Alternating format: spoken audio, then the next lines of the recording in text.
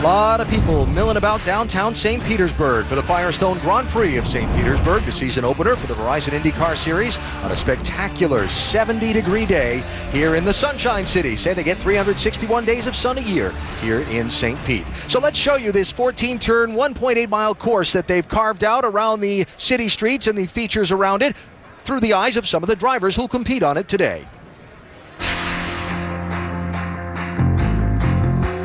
Turn 1 is always a hot spot. That's a great place to try and overtake people, and you always see that. And it's very challenging break zone. It's really bumpy. I think we've seen over the years, starts, restarts, passing attempts, all of them have gone horribly awry in turn 1 at one point or another. So for sure, that's the most dangerous part.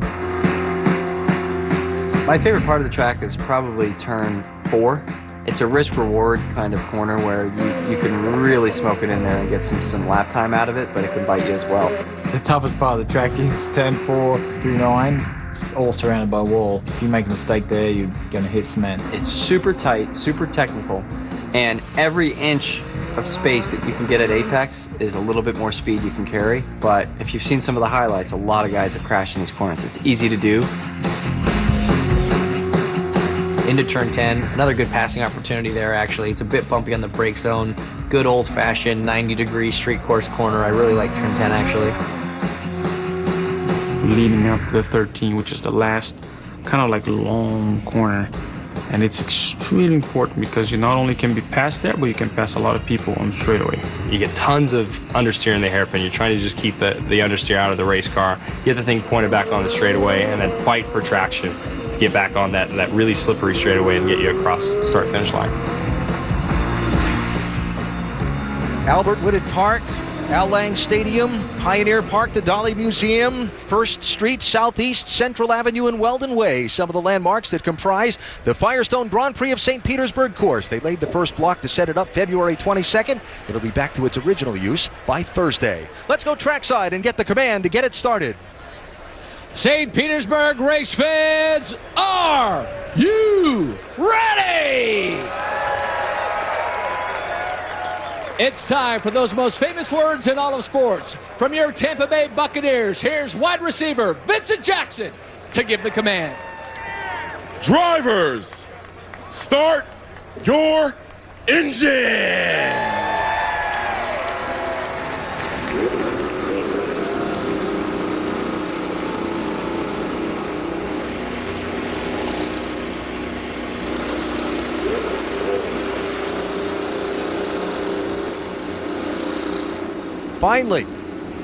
Finally, ready to race here in St. Petersburg. So many of these drivers have waited so long to start their engines and get ready to go into the fight here in this inaugural race of 2015. To pit road we go. Here's Dr. Jerry Punch. In a series that prides itself on innovation and technology, it's important to remember it is still the human element that determines who wins and loses. We've already told you the new aero kits will challenge the drivers, but what about the crew members? These guys that go over the long change tire, they're going to be challenged too. Take a look. This rear tire is in a very, very tight lock. It's going to come off straight, go on straight. And they say, hit your mark. If you're too far forward or back, you lose valuable time. And for the front tire changer, he's got to be very careful not to catch his air hose on that front windlet. That could shear it off. Create a serious problem. Let's go to Rick DeVos. Well, if you look up the word dominant in an online dictionary this weekend, what you're going to see is a picture of Team Penske. If anybody thought that adding an extra car to that team was going to cause them to miss a step, well, they're very mistaken. They qualified 1, 2, 3, 4 on this grid. They own the front section of it. Well, yeah, that new kid, Simon Pagenaud, he qualified second. Might have had the pole, except there was a yellow flag on his final lap. So what does all this mean? Well, for the other teams, it's going to be hard to catch up. And for everybody else, it's going to be a great battle to see who the top Penske driver is going to be. Jan Beekes? And Rick, when you talk about everybody else, you certainly have to consider Andretti Autosport. You heard Ryan Hunter-Reay say, we just don't have the speed we need right now. So for Marco Andretti, this timing stand, Michael Andretti there as well, they've been taking their car and doing longer runs on used tires. They say, we don't have the speed, we need a great race, we need to stay out of trouble, and that's job number one. Alan? So we'll watch for the strategy to be played by the Andretti camp today. The cars are on the track. 2 parade and 1 pace laps before the green flag. The green waves after a word from your ABC station.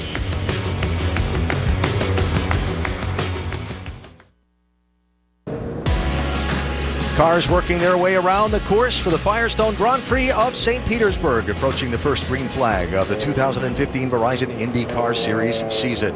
Got some great onboard views to take you through this course today. James Jakes back in the series this year, carrying our media tech on board. Rookie Sage Karam after his spectacular debut at the Brickyard last May as our Firestone on board. James Hinch, the Lucas Oil camera. Graham Rahal has our Clearplex on board. And Charlie Kimball has the Norvo Nordisk onboard camera. Talk about Marco Andretti. He's got the Mutual of Omaha on board today. Ryan Hunter-Ray is carrying our AutoNation camera. Tony Kanaan with the NTT data on board. Simon Pagenaud now with Team Penske carrying a Verizon on board, and on pole, the champion of a year ago and the winner of this race a year ago, Will Power, with a Verizon onboard camera. And the field being led around by the Honda two-seater. Enter at shophonda.com for a chance to start a Verizon IndyCar Series race in the Honda two-seat IndyCar driven by Mario Andretti. Mark Wilson is on board today with Mario. I'd like to be on the track with Mario when the green flag waves. I know you guys want to be driving yourself. I'd rather have Mario driving me. Well, the question is, would you sit in the back seat with Mario driving? Because without question. Without question. For the two of you. And if you're looking for Spanish language commentary for today's broadcast, activate your SAP button. It's presented by ESPN Deportes.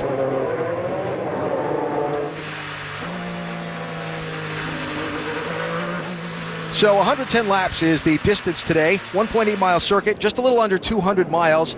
And there have been 10 previous races here at St. Petersburg, and 5 of them have had cautions on lap 1. So a 50% chance, if you like to explain things in that way, that we're going to see the yellow flag before they finish a lap. And a lot of that chance happens in turn 1.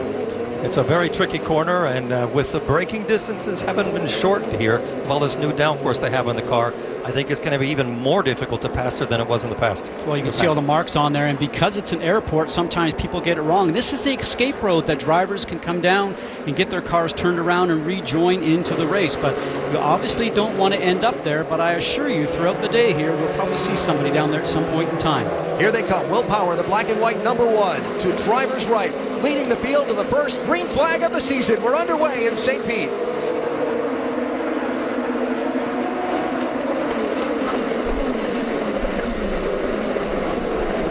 That's Hunter-Ray that overshoots.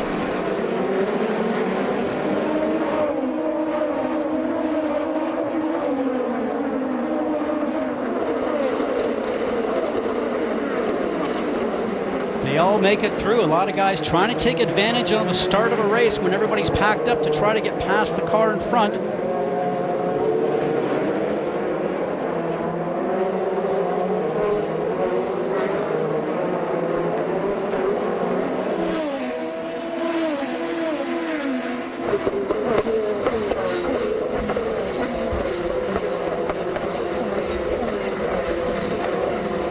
Graham Rahal with a move in the orange car, and now double wide behind. Now, when they come back around to this front stretch, there was contact on the initial start. One of those little winglets we showed you looked to me like off one of the Chevrolet cars, wound up bouncing around the track somewhere. Be curious to see if we can track down. You see one of the cars might have just hit it right there. Be curious to see who it might have come off of. And there's another piece at the exit of turn number 9. That might look like one of those rear wing or side flaps that are on one of the cars. On that part of the track, Scott, they were 3 abreast. To put it in perspective, we're running downtown St. Petersburg. There really isn't that much room. This is a lot of souvenirs that we're creating for the spectators. And there's the piece that looks to be on the front stretch right there, but it's interesting to me that everybody is starting to really get excited here because you've been out of a car for so long, and that looks like it's definitely one of the Chevrolet pieces that attaches to the outside of the wing. Yeah, that's the piece that Alan was talking about. I talked to one of the Foyt engineers, and he said that you don't really lose that much with that front piece. Just watching the cars come through here to see if we can see who some of that might have come off of. As they got really jammed up on the initial start. I counted 5 wide at one point on the run down the runway. Here's one of the Hondas missing a left front piece. Is that Hawksworth in the 41? It is. Yes. Well, that's more damage than just that one piece. Yeah, that'll definitely change the handling characteristics of the car. We talked about with many people that this could turn out to be an event where the safety crew, that you can see them right there, the Homaltro crew, having to pick up a lot of pieces of debris from the cars if they actually start to do some bumping. We've already seen that, Eddie. And the problem we have here is that these pieces came very late and they don't have that many spares. So he has one more spare, I believe, to go on. If it happens again, he's got to go back to he'll have to go back to the old bodywork. So that lap 1 caution trend is intact. Make that 6 out of 11 in this race. And there again, that's one of those uprights from the front wing of one of the Chevrolets. And when they first dropped the green flag and they fanned out back in the pack, I saw that come bouncing off one of the cars. So somebody making a move to avoid somebody else or pull out and try and pass, and mistimed it a little bit and clipped somebody else. There's Hawksworth in for some damage. Rick? Yeah, Jack Hawksworth bringing it in. Very frustrating weekend for these guys. On Friday, Hawksworth was very fast, felt very good about it. Yesterday, they struggled. So as a result, they were having to make some big changes. Felt pretty good. Remember, the teammate is Takuma Sato, who's the top qualifying Honda. Now you see him having to change that wing, missing that left front section. They actually had to run down to Sato's pit to get that wing. Now they're piecing it back on. It doesn't take a lot of time when you think about the fact you're changing the front section of the bodywork, but it seems like an eternity when you're stuck here in the pits. Think about this. One of those new front wings cost between $18,000 and $20,000. So, description of lap 1, expensive. Not as expensive as some we've seen here in the past at St. We've seen cars go upside down. But expensive for some teams. So an early yellow for contact and debris scattered in 3 different places on the track, and the pace car is leading the early laps of this one.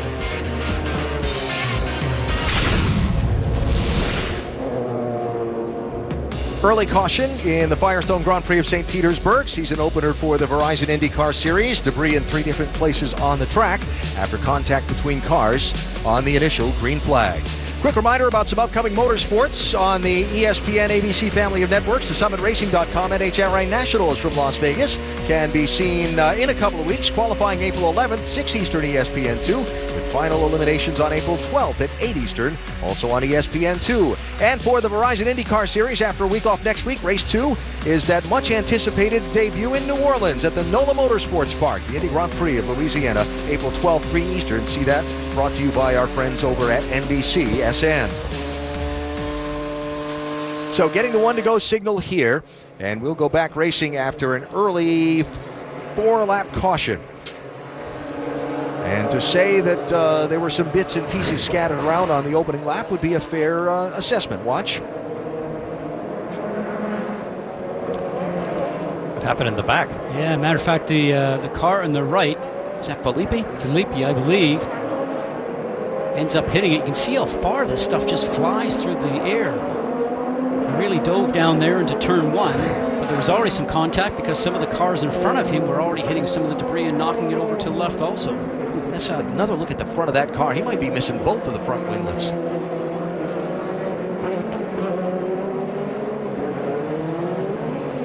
Yeah. Yes. All right, so Luca Filippi driving for the newly combined CFH team, missing both of those end plates on the front wings. Jan, got more on that? Yes, I do. You may remember if you saw the pre-race feature about the aero kits, those little pieces that are missing have the same effect on the front of the car as they do the rear. So the teams believe it won't change the balance. But he won't, for Luca Filippi, he won't be quite as fast, but he will not have to come onto pit road and get a wing change, although they're preparing one just in case. Well, and you saw on the left front part of that wing also, Jan, that it looks like the wing has actually been damaged because it seems to be flapping just a small amount. If it stays like that, not a problem, but it could disintegrate as he continues to run. Base cars off. Will Power, Elio Castroneves, Simon Pagenaud, Takuma Sato, and Juan Pablo Montoya, the front 5. Watch Sato here.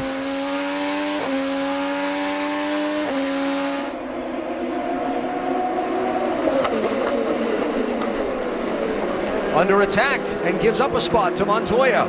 So the Penske's are now 1, 2, 3, and 4 again.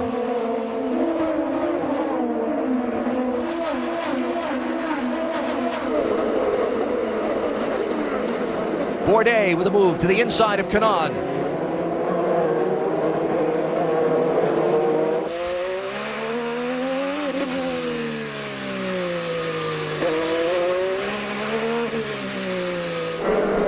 So that puts Sebastian Bourdais up into 6th position. Through the very fast left-hand kink on the run down to turn 10. Another bumpy section here. Marco Andretti with a little slide under braking. That's what we call the most important turn here, guys. If you can get close to the guy that's in front of you, get a good run out of the turn, out of 14, coming down the straight, that's a great opportunity to pass going into turn 1. The willpower has started pulling away.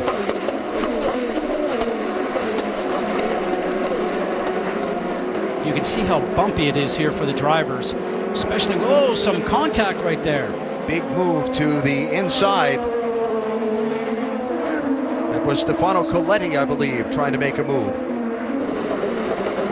Just a little bit of contact with the 83 of Charlie Kimball. Now Charlie's going to go back after it. Remember, if you just ease up a little bit too soon in the braking zones, the drivers behind you will take advantage of it. Another driver that's doing quite well is Andretti at this point.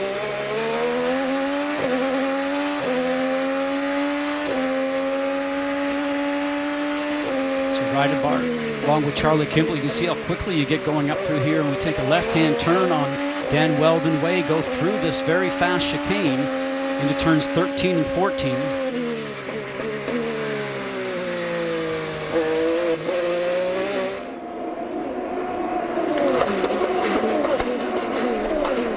So Penske, the first 4 spots. As you see some of the field come cycling through. And then back to Hawksworth after the wing change, and Hawksworth all the way back in 21st place. Of course, Hawksworth really made a splash in this series a year ago. This race, driving for Brian Herta Autosport at that time, made a spectacular drive, had a chance for a great finish, then had some things go wrong toward the end of the race, but has taken that rookie promise now into an opportunity with AJ Foyt Racing to expand to a second car. And he needs results. There's not that much pressure on him. There's a lot less pressure on him than there is on Sato, but he needs to start racking up those points. And they're looking at him as a guy for down the road because he's so young. He has the opportunity to learn here when you've got an experienced driver on the team like Takuma Sato. So all the drivers will retire at some point in time. You want to work on your younger drivers as soon as you can to get them into the system. Rick DeBrule.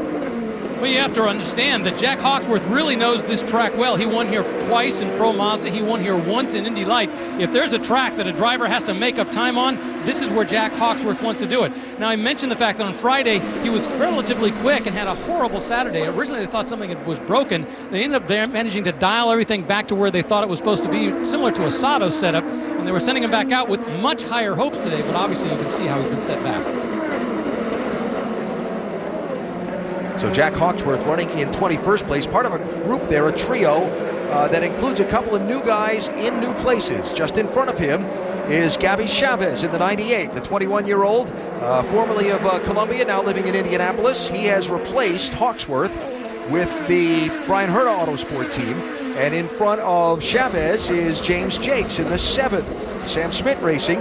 He has come back to the series after a year away, Jakes has, and filled the seat vacated by Mikel Aloshin, who has gone back to race overseas. And we talked about this before. Very talented driver when he ran with Ray Hall, and he was out there qualifying well, finishing well, but when you take a year off, Eddie, and you understand this all the time, it's tough to come back and expect to be right back on pace. It's going to take him a few races into the season before he can expect to have himself back up there. But when you're in that position, the most important thing you can do is finish every lap that you are on. It's, as long as you get miles, you'll be better off the next time you get in the car, but the worst thing you can do is to get caught up in an accident.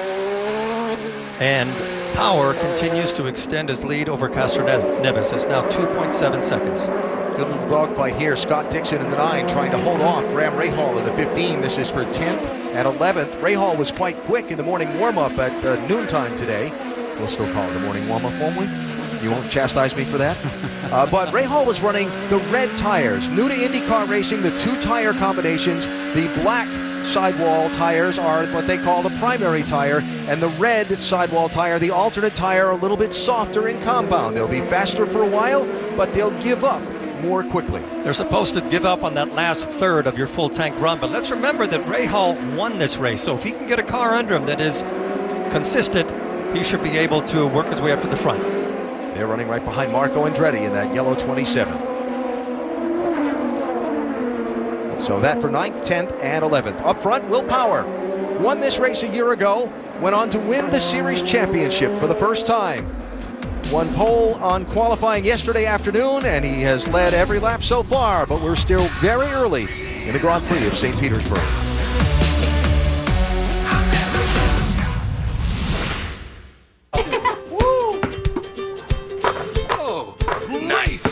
A shot like that calls for a post-game celebration. Share what you love with who you love. Kellogg's Frosted Flakes. They're great!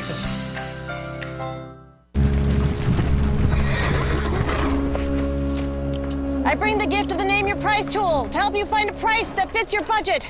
Take it all! Uh-oh. The Name Your Price tool. She's not to be trusted.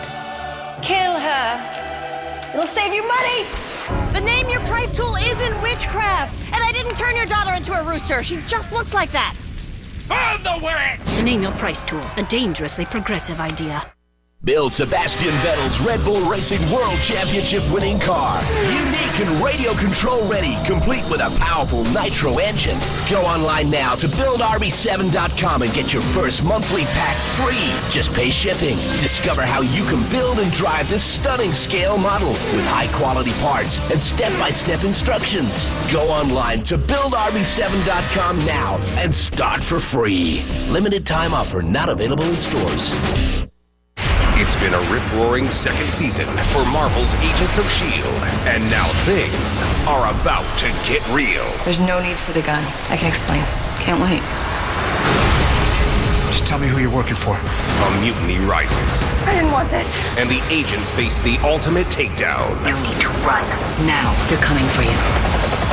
Edward James Olmos guest stars on a new Marvel's Agents of S.H.I.E.L.D. Tuesday at 9/8 Central on ABC.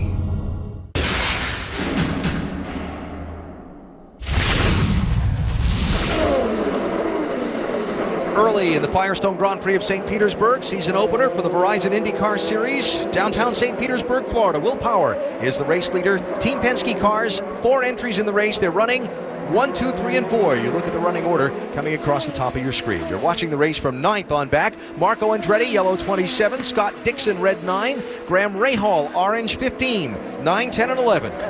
You know, this is a group of cars that know they don't have the speed to be able to compete with the Penske cars, so I think what they're doing right now is they've turned back their fuel mixture. They're running a little bit lean, as we call it, trying to get some better fuel mileage and just put down some laps, and hopefully the race turns in their favor, because the lap times that they're running right now just a little slower than what we're seeing running up front. So, you know, maybe that's their plan. I don't know about Rahal. He looks like he's very busy and he's trying to get ahead of Dixon. I think Dixon would like very much to shake him off, but it doesn't look like Marco Andretti is slowing Dixon down. So they're it's a strange battle here. I would almost give Rahal the advantage out of these 2 cars that are ahead of him, which is good to see. I love to see him do well here. Check out our Honda telemetry on Graham Rahal's car. Watch the miles per hour. Remember, these are city streets that are on right here. And watch on this next run up the Oceanside Street, Bayshore Avenue, how fast they go on a city street. And there's no margin for error. Look how it goes down from 152 to 60, 59.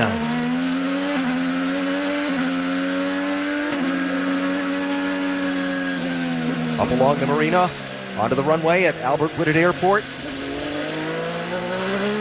So important to exit that corner. I was say the same thing. You got to time it right and get that run going down the straight if you want a shot at getting into a draft and passing the car in front of you. Now we have to push the pass, where you have the opportunity to push the button on your steering wheel and get an extra boost of power. That these drivers have 10 applications and it lasts for 15 seconds. Too early in the race to use it right now. As we see Dixon just putting his nose in there, just letting Marco know that he's back there. Oh, Marco knows. Into the parking lot of Al Lang Stadium, spring training home for baseball teams for many years, no longer used for that.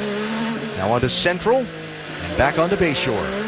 He's gaining a lot of time turning into these slower corners.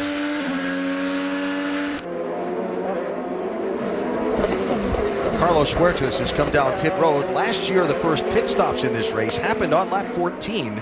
It's when the pit window opened. Now, we had the early full course yellow, but we are beginning to be in the window where we can see the first of the fuel strategies played out. Another guy that's starting to join this group right now is Stefano Coletti. And you can see that he's now just starting to come up behind Grant Rahal. The driver that's now running 12th, started 17th. Very interesting. When I first met him at the Barber test, that was over in Birmingham, Alabama, all the drivers had an opportunity to do some testing on their equipment before we came to the first race here. Been running in Europe, had only been to the United States just a couple of times when he was running in Formula BMW. He's been running in Europe and winning over there. 25 years of age, will be 26 next month. But he's moved over to Indianapolis, doesn't know anybody, but it shows his commitment to motor racing. He's going to move here, get to know the team, and you know something, he's doing a very, very good job. And they must have something in their family that's genetically aimed at speed. His sister is an Olympic downhill skier. In both just imagine that. Both of them doing something like one racing, the other one is skiing. I saw that. Coletti from Monaco, driving for the KVRT team. 8 wins in 90 races in the last 4 years in the GP2 series. So an accomplished driver over there, and now taking his crack at the Verizon IndyCar series. For those that don't know it, the GP2 series is the feeder series into Formula One. Update on the 4 from Rick.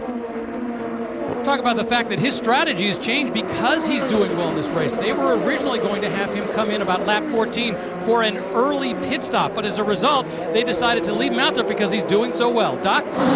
Hinchcliffe in for a pit stop, front wing change, air pressure change. They went from the primary to the red tires. Hinchcliffe's got his hands full, car sliding, concerned about some rear tire wear because of the sliding of the car. The first of the contender cars to make a stop.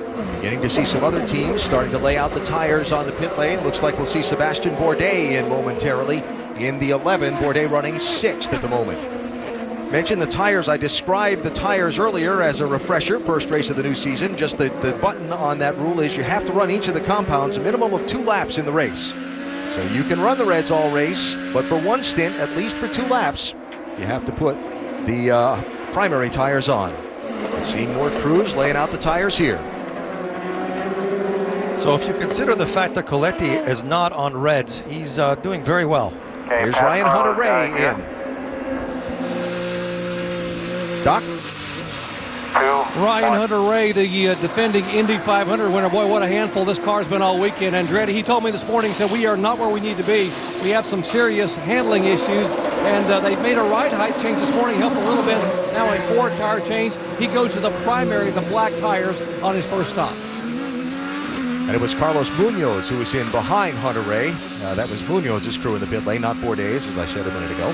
I apologize for that. That's one of the most difficult moments you can have when you're leaving the track on that in corners 2 and 3 with cold tires, Scott. Oh, we've seen some past champions, Indy 500 winners come out of there and pancake the wall, as we call it, with a very embarrassing moment. But you're absolutely right. Trying to tame the 700 horsepower that's in these cars. And until those tires get the right temperature, they don't have any grip. Don't know about you, but I'm really happy to see that Team Penske and Will Power and their sponsors and so on carry on that open wheel tradition of using number 1 for the series champion. To Jan. Luca Filippi is making his stop, and again, they will assess that front wing to see if they want to go for it. Very unlikely they would do that under green. See, they crank some more in. They've lost some flaps, so you can add some with the adjuster. So Luca Filippi trying to make the best of a little less front downforce. Remember, he was involved in that front straightaway at the green flag contact that knocked some of those bits and pieces off the front wing of the 20 car.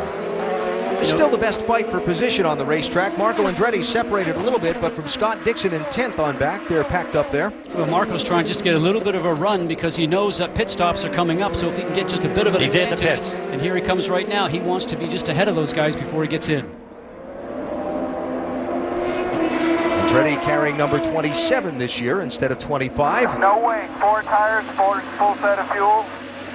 Tires, brand new. And when they talk about brand new tires, they always tell the drivers that because when you're on sticker tires and you leave the pits, the car has a much different characteristic. So no changes other than those sticker tires. Marco Andretti did long runs today. That's 7.8 for his pit stop. He said, we are focusing on long runs on those primary blacks. This is where he needs it to pay. Oh, and you see the competitors coming out just in front of him when he was going down pit lane, ready to exit. If you noticed a blue flashing light that was the left-hand side, that's to alert drivers that somebody's coming out of turn 1, and they may meet up with each other when he gets back onto the race surface. So a good indication for him, and he probably knew just to keep an eye to the left to make sure you don't end up running into someone. Now we'll see if Dixon can pull away a little bit from Rahal, but I don't think he'll be able to. It looks like Rahal has got a good car underneath him today. A lot of changes on Graham's team since last year. Bobby said he had to get in there. His father, Bobby Rahal, who's the team owner, as you see Graham Rahal closing up to Scott Dixon under braking. They said they need to go in there and give him a package that he could go out and be competitive with. Graham's worked hard in the off-season throughout this winter training. And some new engineering and some new blood in there, and maybe a renewed focus for Graham Rahal, which is something that he probably needed, because when your season's not going well, Eddie, and you understand this, you sort of get behind the 8 ball just a little bit, and you lose that desire to drive at 110%. A lot of people thought that maybe Graham had that in him last year, but now results have to be there. They need to get back up front and get that Rahal name back into winter circle. He is brilliant under braking and turning into the corners. He's gaining so much time on Dixon. Dixon might be in a fuel save mode, but just watch him under braking, how much he gains. Well, that's how Dixon saves fuel also. You remember, he's the one that they always say makes fuel. He drives a race car and his fuel numbers are better than anybody else, can generally get another lap over the other competitors, is because he goes in, he eases off the gas just a little sooner, but he rolls his speed through the center of the turn. Now, he knows that with Graham Rahal closing up in the center of the turn, what they call the apex, that Graham's not going to be able to pass him. So it's a brilliant move by Dixon, knowing he has the opportunity just to keep him behind there. That's a contact. Munoz 26. And more souvenirs. Yeah, and Simona Di Silvestro, who's actually with the Andretti Autosport team. Oh, there you go. Now, Simona had just come off the pit lane. Remember you talked about how tricky those tires can be when you just come off the pit lane? Yeah, you know, and that's something you just want to wait until Simona's going down the next stretch to have an opportunity, you know, and that's between 3 team cars that were right there. So Munoz back on the pit lane to address the damage. That was uncalled for. Also on the pit lane, the race leader, Will Power's in. Castroneves is also in. Leader's pit stop. Doc? Will Power, no complaints whatsoever. Said he's going to actually cut back on fuel to save fuel. And they're going to put 4 tires on Blackwell. Elio Castroneves, on the other hand, so the car's gotten very, very loose. They were going to make an adjustment. He has also gone to the primary black tires and filled it up with fuel. That was a good move by the pit crew with Juan Pablo, making sure he didn't drive out of his pit box. Doc? Here's Scott Dixon. You guys were exactly right. He was in a fuel-conserving mode, but also the car's been very neutral, in fact, a little bit loose, so he's had an oversteer, not been able to get the power down. So now they've come in to make a pit stop, and something's wrong. They've got an issue with the left rear tire and trying to be able to get the tire off the car. So a serious issue here under yellow for the 9 car of Scott Dixon.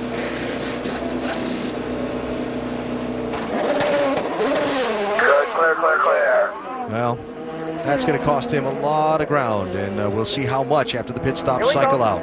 Here's Sebastian Bourdais. Jan? The reason that the leaders are taking this opportunity to pit is there was a call that went down up and down pit road, possible caution. That's why they dove in. They don't need necessarily all the fuel now or tires, but you have to protect yourself in case they go to a full course caution because they close the pits. Charlie Kimball also getting service and making sure he doesn't get caught out by a caution. So Simon Pagenaud is now the race leader, not having made a pit stop yet. Then Joseph Newgarden is second. And then Will Power now running third after almost everyone has cycled on and off the pit lane. Maybe Pagenaud at this point is on a different fuel strategy. If he doesn't come in soon, he's in the pit. No, yes. There's the pit road speed begin line. And Pagenaud has the first pit stall. Rick? The original plan was to bring Simon Pagenaud in on lap 27. Obviously, as a result of this, they've decided to bring him in just a couple laps early. The one advantage, because it's a new team, he is at the very beginning of pit lane, so it's a nice, easy in, and with no one in front of him, a nice, easy out. So the pit stop cycle is complete, and Will Power has opened up some ground on second place. A lot of action between the walls on the streets of St. Petersburg. We're back after this from your ABC station.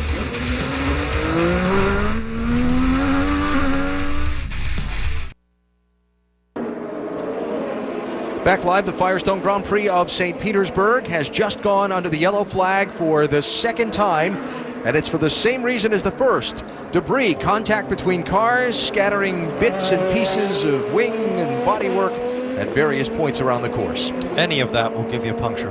Right through the tires. Remember, these tires are slick tires they use in the racing cars. There's another piece right there coming out of turns 14 going on the main stretch. The other stuff that we saw was from the collision between Carlos Munoz and his teammate Simona Di Silvestro, and I'm sure they'll have a conversation in the trailer a little bit later on because of that. Now, when you're out there racing and you come up to these pieces at speed, it's just a quick avoidance because you don't want to run over it, as you mentioned, Eddie, because you have the slick tires. It's not like our tires in our road car that have a little bit of groove and a little bit of depth there. If you run over something here, it'll puncture the tire very quickly. What I don't understand is why do they wait so many laps to call the yellow? You can see all the damage on the front wing of Carlos Munoz's car, and let's check in with Jan.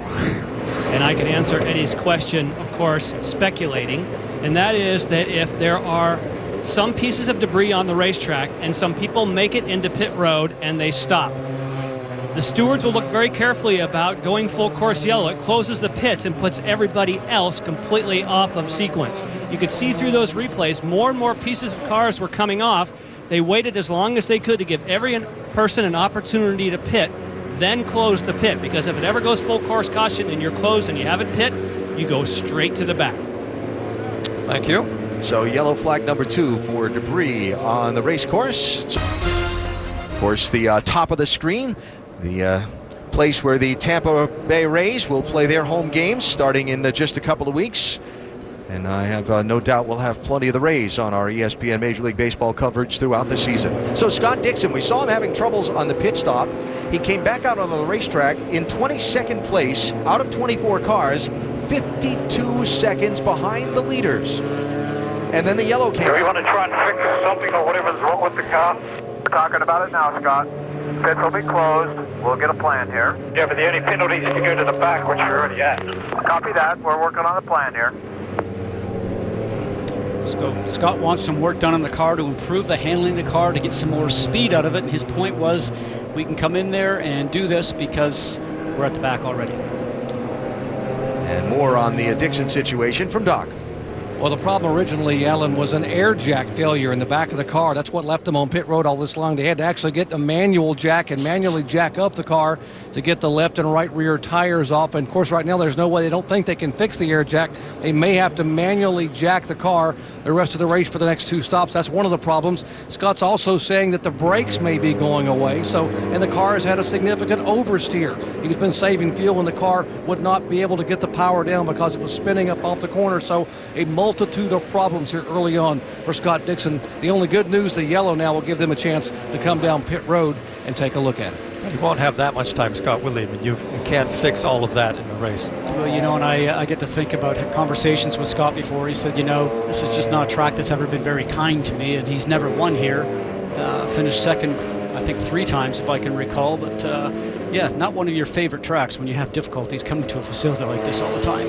One of the things that Dixon told us when we sat down with him here on the other day was that he felt like they needed to get off to a fast start. That's been one of the weaknesses in their championship bids recently, was a slow start to the season. And so far today, this is not the way that they had hoped for this first race of the year to go. He's in the pits, and they've shuffled a lot of their engineering around inside of the team too, so he's off to a first start. Pit down here. We'll stop right down there on the board. Flares out. Guys are ready.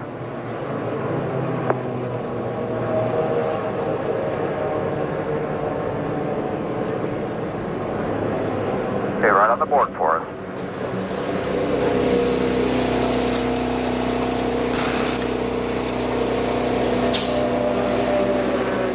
Well, jack is still not working.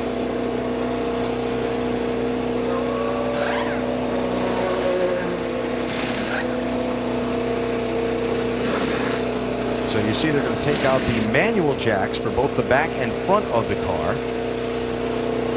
If we fast forward now, Alan, the first time they have a green stop there, you will lose 10 seconds doing it this way. Just see what they can see to try and free up maybe a piece of debris. Clobbered that the built-in jack at the back of the car. They'll certainly try and diagnose it. Hold on.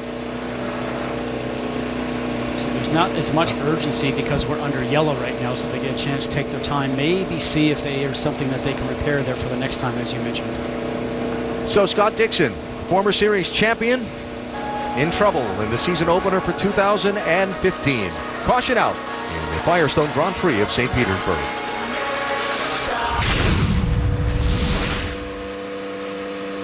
Still working to clean up a lot of the bits and pieces that were dropped on the course in the Firestone Grand Prix of St. Petersburg after contact between cars. Second full course yellow of the race, the other also for debris that happened after some contact between cars on lap 1.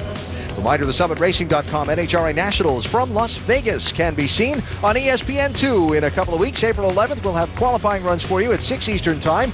And then the final eliminations on April 12th at 8 Eastern, also on ESPN2. And for the Verizon IndyCar Series, next race is at NOLA Motorsports Park, the first Indy Grand Prix of Louisiana, April 12th, 3 Eastern on NBC SN from the Big Easy.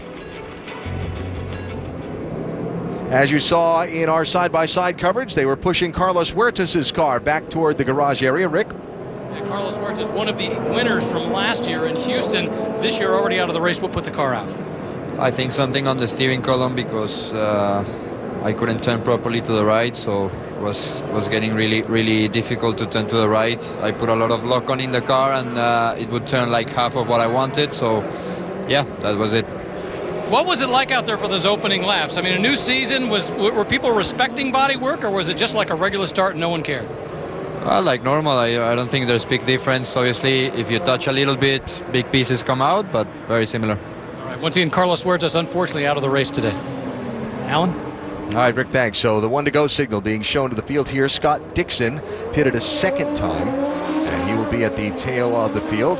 And you look at the front of the grid, and Will Power has led every lap, picking up right where he left off when he claimed that #1 by winning the series championship at the end of last August. Not only has he led every lap, but he's always managed to put a gap between himself and his teammate Castroneves.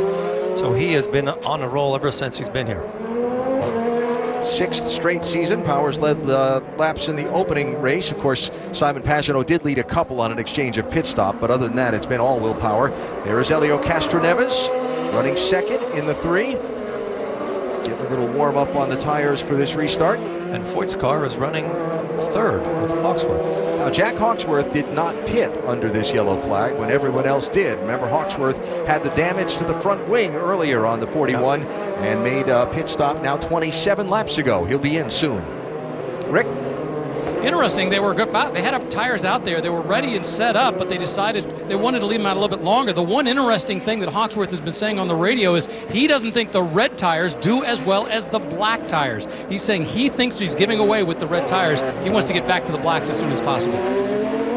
So Hawksworth running third. Pagenaud is fourth. Montoya fifth. Then Bourdais, Sato, Kanaan, Newgarden, and Kimball the top 10.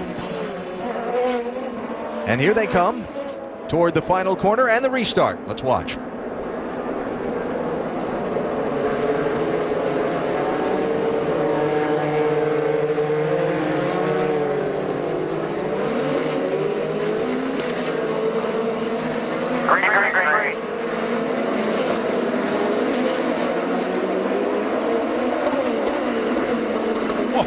Montoya passes 2 cars and holds on to it. One of them was his teammate.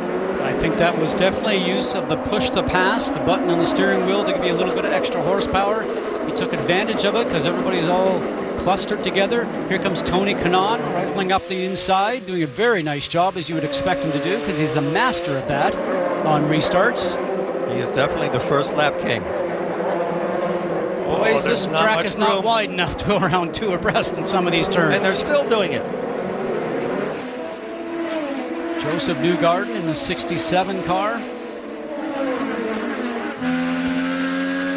Graham Rahal still pushing hard. Right behind the 11 of Sebastian Bourdais. And see the back end kick out there? Oh, contact back there. More bits and pieces flying. These are bigger pieces than before.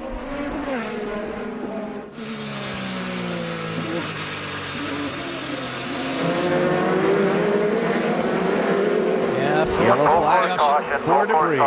That's Marco Andretti's car, I believe, that those pieces came from. That looks like it's from the back. Next off in front of me. No, that's the front wing. Yep.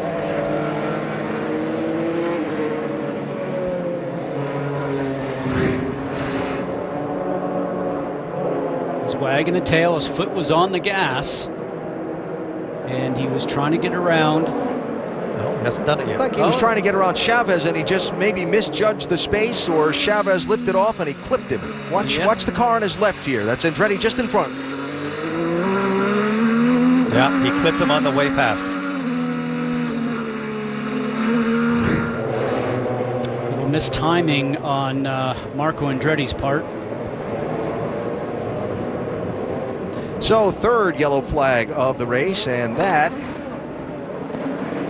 are some of those 200 parts and pieces in the Honda Aero kits scattered in a way that they're not intended to be. They seem to be more delicate than last year's, but boy.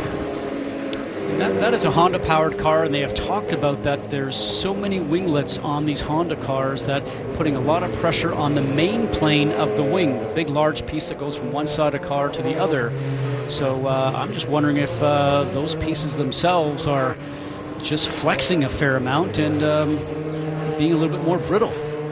It's not a NASCAR. You're not supposed to hit people with it. So you cannot build a wing that allows you to run into the back of somebody. Let's check with Jan. They're preparing a front wing for Marco Andretti if the pit's open, if in fact he needs that. I can tell you, when you say about they don't seem as strong as in the past, and yes, when you see that damage, when the pits do open, he will definitely need a front wing. Remember, when you make all these new pieces and these new flaps, they need to add up to be the same weight as the original Dallara piece. So more flaps, but same weight means they have to be lighter. So they do use very high-tech materials to build all these pieces, but by design, because you don't want to add weight to the car, they probably will not be as strong. Good to have Jan, former driver and veteran broadcaster, with us on our ABC IndyCar telecasts for this season. So Marco Andretti having a decent run despite struggling throughout the weekend. Now running back in 13th and probably going to give up some spots, and it's been an expensive day for some of the Honda teams. There's a new chart for us. Yeah. The wing destruction. Honda 3, Chevy 0. Every now and then we keep track of different things that are unexpected. As we mentioned, the wings are $18,000 to $20,000 for the complete wing up front, so obviously costing a little bit of money to these teams here today. So third full course yellow of the race here at St. Petersburg. And again, most of the leaders were just on pit road, not all that many green flag laps ago. So the real question becomes, when do we see Jack Hawksworth give up fifth spot to pit, and Marco Andretti and any of the others that took some damage in that last contact, do we see them give up some track position and come in for repairs? Andretti's team is out in the pit lane, so expect to see him in just a moment. Look at the crowd here. Full house. Great event, beautiful day. Community really out in support of this event. Big effort by local businesses to be involved. Also, the checkered flag pennants and banners hanging everywhere in the shops and restaurants. And of course, with all respect to those of you, like some of my friends in New England, who reported to me by phone this morning that you got 2 inches of snow overnight. It's a beautiful 70 degrees here in St. Petersburg, Florida today. And Eddie, you drove Formula One cars, ran at Monaco. You said the other day that this was a little bit like the Monaco setting. So this is Florida's version of Monte Carlo. Rick? Jack Hawksworth brings the car in. They're going to do a half turn of front wing. Important to point out, they change it differently. See how he reaches up? They change it slightly differently. It's a smaller little setup than they used to have. They make the change, and he's gone. Jan? Marco Andretti is now going to get his opportunity to get the front nose changed. Under caution, as we've talked about before, you don't have to be frantic. You just need to work your way through, not make any mistakes. He knows he's going to drop to the back of the order. Be sure that it's all seated properly. Now remember, his teammates, Carlos Munoz as an example, has also lost a nose front wing assembly. This team, if they have any more contact, will be running out of spares. Definitely something to be watching as we run through what is still the majority of the Firestone Grand Prix of St. Petersburg. 35 complete, 75 to go. So ready for the restart here at St. Pete. You saw during our side-by-side coverage, Takuma Sato had to come in and give up 5th place to get a wing change. Damage to the front of that 14 car. He's back in 20th place as we come around to get the green flag again. Will Power, the race leader. Castroneves second. Montoya really brave on that last restart. The red and white car in 3rd with Pagano 4th. And now Tony Kanaan in 5th. We'll see who makes the moves into turn 1 here. Green.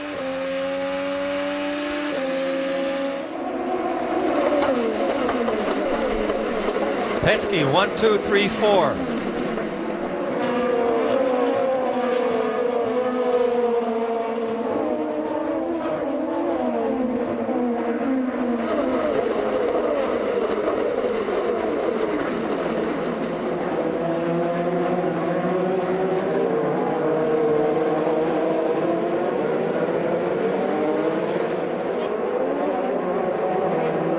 Montoya's looking very strong. If he gets his confidence up, he's a car to watch. A car that you do not want having behind you.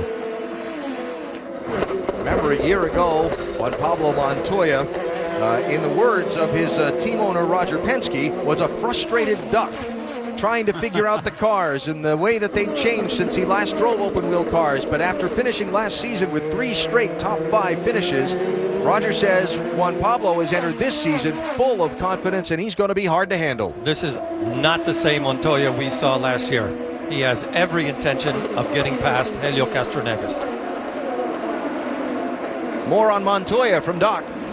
Before climbing in the car, Juan told me, I remember this race a year ago. I was the new kid on the block, the new driver for Penske. I played it conservative. The learning curve was steep. I'm not being conservative today. I'm here to win this race. He said the streets of Monaco were tight. This is an airport compared to that. I wanted Monaco, and I can win here today. A moment ago on the radio, he said, I'm good, the car's good, and I'm headed that way. All right, Doc, thanks. James Hinchcliffe in the 5 has some troubles. And there are more bits and pieces on the racetrack. Spoke with James this morning, and he's got a right rear flat, as you can see right there. Wondering if he actually ran over something, or maybe gave him the flat, or maybe touched the wall. Let's see. Chavez. There we go. Just enough to get to the sidewall of that right rear tire and deflate it. Looking on board now from Ryan Hunter-Reay's car. See everything happening up in front. All those little pieces flying around, it just takes one little needle of that to puncture a tire. And for Hinch, you got to feel bad because that contact happened in the last corner, and then he's just past the pit lane entry, and he's got to limp all the way around the racetrack after the tire goes down. And I talked to him this morning, and he said, you know something, we're off just a little bit. We're going to make some big changes for a warm-up. Hopefully get a race car that works better. And maybe didn't improve the car all that much, but unfortunately, no balance adjustment. Also, obviously, has a flat tire and losing a lot of time on the track. And there's still a lot of debris on the track, and there's no yellow. See the wing damage on Gabby Chavez in that 98 car. Yeah, now, he's not getting through the turns as quick as he can, and I'm sure that Scott Dixon has been alerted that his car is wounded, because when the front wing, and you can see debris coming off now that they're running over, when the front wing is broken like that, on Gabby's car, what ends up happening is the car is not going to turn as well and not as much front grip, and smartly comes into pits to change the front wing. And Andretti tries to pass Dixon on the outside. Okay, let's hit your mark.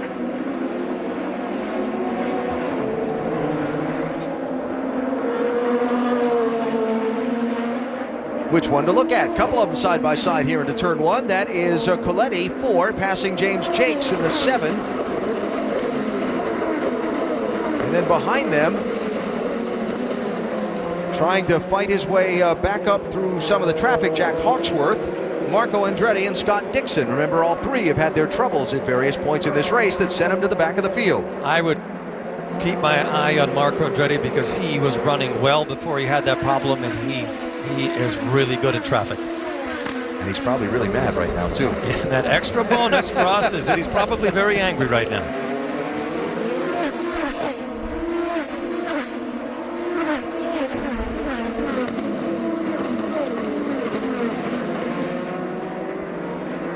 Simona Di Silvestro passing Sage Karam. So Di Silvestro back in 18th place, Karam in 19th.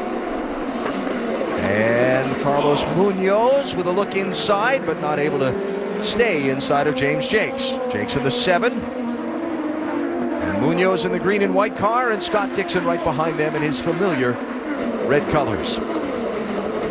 As you're diving down to the turns right now, last year you might have been a little bit more aggressive to try to get the car in beside the competitor that's in front of you. But now everybody knows that the front nose is really so crucial. You can't knock the wings off. We've seen that happening here so much today.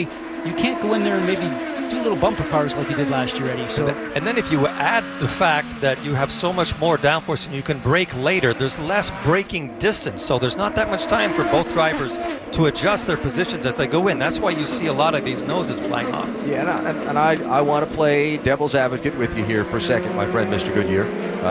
Respectfully, because you've driven these race cars, but I haven't. But come on, you're not going to tell me a race driver is going to be patient.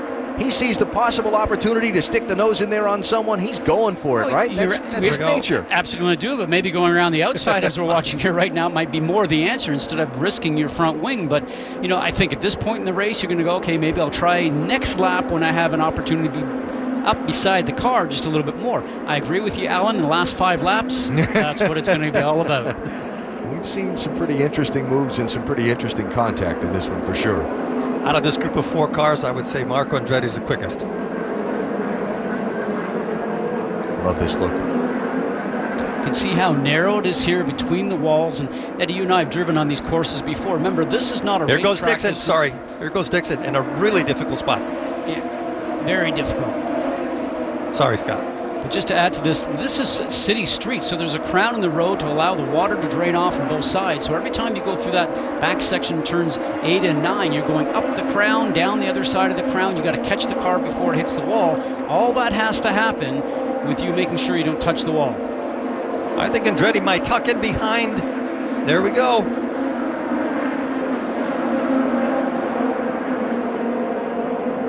Boy, that is tight through turn 1. What a great camera angle. The streets of St. Petersburg.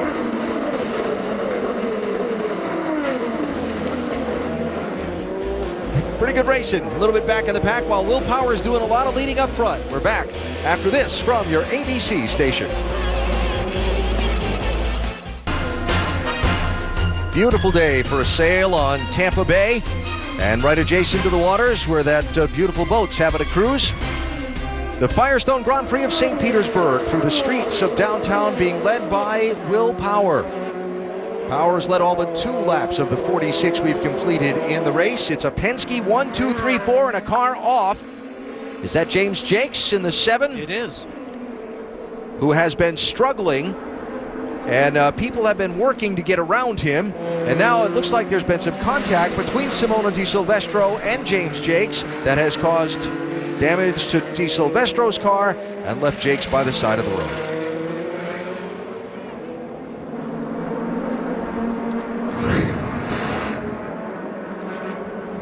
Here we are right through and going into turns 13 and 14. Looks like Simona just miscalculated her braking zone. Let's look backwards now from James Jakes. That wasn't even close. Well, I'm going to say this. James has been sliding back through the pack. Remember, he was the guy that Marco Andretti and Scott Dixon and so on were passing or bottled up behind when we went to the commercial break, the local ABC station break. And so he's obviously having difficulty with his car. And I'll give Simona the benefit of the doubt, and James having difficulty with his car, and Simona that he just got off the gas and on the brakes for that slow corner a lot sooner than she was expecting. Sounded like that, yeah, because he rolled off of it very quickly and seemed to just coast there for a second. So, but the speed differential was enormous. Well, to Alan's point, I think he was really coasting in there. So sad for Simona because this is one race that she has right now on her docket. She's trying to get another event with Andretti Autosport. Michael is very pleased, very satisfied when she tested with the team earlier this year. Remember, she was doing a great battle here a few years ago. Here, with Kanaan. With Kanaan, where she finished 4th. Now listen. Yeah, he's still pretty deep in the turn, though, isn't he? I think she's... that's going to be a racing incident, I'm sure, but I think she could have avoided that. But you're not willing to give as much of the benefit of the doubt as I am. Well, I think not. Yeah. No, there's just too big of a difference in speed. Okay. Well, full course yellow number 4 is out in this race, and the Andretti Autosport team has had a few front wings that they've had to repair today, and that's another one if Di Silvestro is going to be able to keep going on that 25 car. So going to be a difficult one on Michael Andretti's group here in the season opener, where the parts tally is concerned. From the last restart, Alan, Power has not managed to distance himself from Castroneves and Montoya.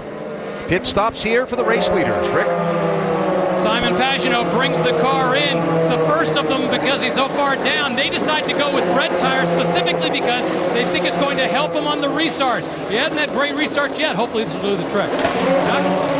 Montoya will come in. He's on the black tires. He will stay on the black tires. Felt the car was the best there. In front of him, his teammates, Helio Castroneves, putting red tires on, no adjustment. Will Power, red tires. Castroneves has Power on pit road and will take the lead as they exit pit road. Castroneves in front of Will Power for the first time today. Now, back to what you were saying. I was kind of thinking that they were both kind of playing cat and mouse, Power and Castroneves, with each other where fuel was concerned. How much do I need to use and how much do I need to spend just to keep the guy behind me? That's a good point, and I don't think we can figure that out in the booth, but he definitely was keeping him in hunting distance. And Pagenaud got bottled up leaving that first pit stall at the entrance to pit road and cost him a little ground on his stop. Still under caution here in St. Petersburg at the Firestone Grand Prix of St. Petersburg, season opener for the Verizon IndyCar Series, and Jack Hawksworth is now the leader by not pitting under this yellow flag. Look at our Mother's Race rundown, some of the topics of interest through the first portion of this race. Ryan Hunter-Reay not having the kind of day we might have expected from the Indy 500 winner. You're just in the wrong place there. Hunter-Reay running back in 12th place and has not really been a challenger for a top 5 spot at all throughout the course of this event. In fact, he's been back in the middle of the soup much of the day, where there have been a lot of body parts shed on race cars. That would be the second topic of interest in this race rundown. Wings, winglets, wing bits, flickers and flaps and all the other nicknames they have for them. Scattered, smothered, and covered. You got it. To take your favorite Waffle House term. Sounds like a hamburger. We've seen a lot of the bits and pieces of the new Aero kits, Chevrolet and Honda, on these racetracks, and now James Jake's car being brought back to the pit area on the hook after the crash that caused this 4th yellow flag. That's such a bad way to start off the season.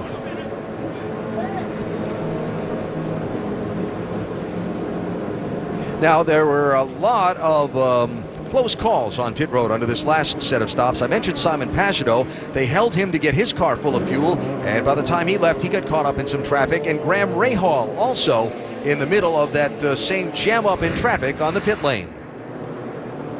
Whoa. So close, and as a driver for Graham Rahal, you're coming out, you're trying to avoid the car that's in front, and also the crew member. You do not want to hit the crew member, but then you get in the pit lane itself and there's traffic. That was brilliant reflexes from everybody involved in that, not to crash. Nice job, guys. I'm going to have to go clean my shorts out, okay? Yeah, I think he does. Well, while he's cleaning his shorts, they're still cleaning up the racetrack, and we'll clean up some business. Yellow flag in St. Pete.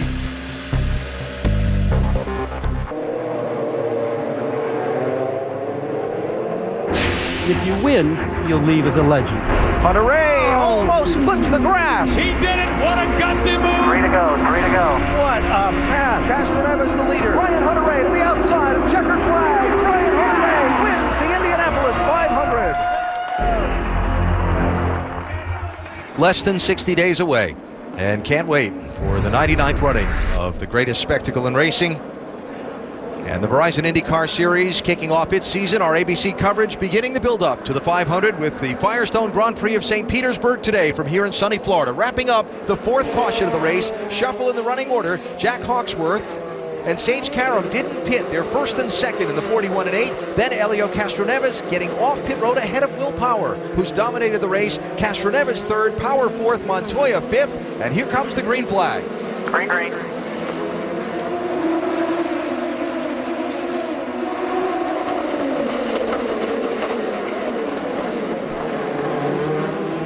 Castroneves shuffle. That's a bad traffic jam. And Will Power right back to the lead. I saw another bit of a front wing flying on the front stretch too. Sage Karam did a nice move getting a draft and making it to lead, but already some more contact right there. You can see the back of Charlie Kimball's car has been contacted. So the rear bumper valve looks like it's now pushed up from Graham Rahal. Now that's a big piece. See, but not near as delicate as the front wing, so he'll just be smoking. My point of it being a big piece, that could hurt somebody if it flies off. He's being told to pit this lap. Here's Rahal looking inside. Turn 10, contact, and Kimball's around. Now,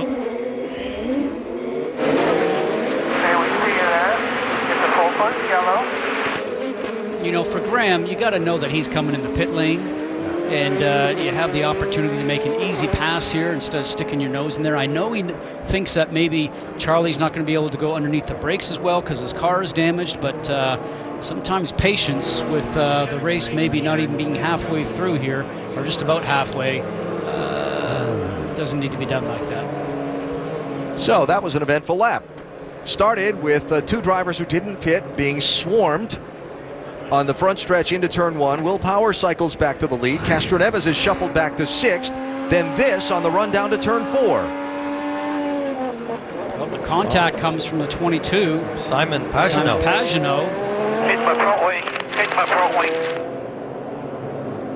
I was expecting to see Simon Pagenaud farther up on this race, Scott. How about you? Well, he's so far down pit lane. It's the first pit box coming in, but let's look at this here right now. So Graham was trying to take advantage of it, but you know, you got two more turns until that the pit entrance would be where Charlie Kimball's going to go in. You can see his team owner, Charlie Kimball's team owner, Chip Ganassi, going, Didn't say that race drivers always had patience, did we? No. The point I was trying to make, Alan, is that when you get in the back like that, things like that happen. Or if you're at the front end, it's less probable. Well, I don't know. The front end was a pretty good mess there on that restart too. It's less probable, yes, but it sure happened on that one. And got a lot of cars now that are messed up, including Simon Pagenaud's. Oh yeah, I mean he's slow as hell, and then he decides to dive deep into the brake zone. I just touched him. Hopefully we can get away with the front wing here because it looks like it's flopping around a little. I didn't know what he was doing. He was going so slow that he was going to let me by, and then all of a sudden he sped up. So Graham says that the wing is flapping around a little bit. If we can see the front of the car to see if there's any damage there. If he's lucky and he has no damage and the wing will remain intact, then he is no worse for wear. But Pagenaud's got a serious issue with his. He's missing that telescope, and it looks like another chunk is off also. The problem is, what we've seen, Alan, is that you lose a piece, and then the whole rest of the wing starts to disintegrate as you go around. Yeah. So obviously they're engineered to all be tightened together.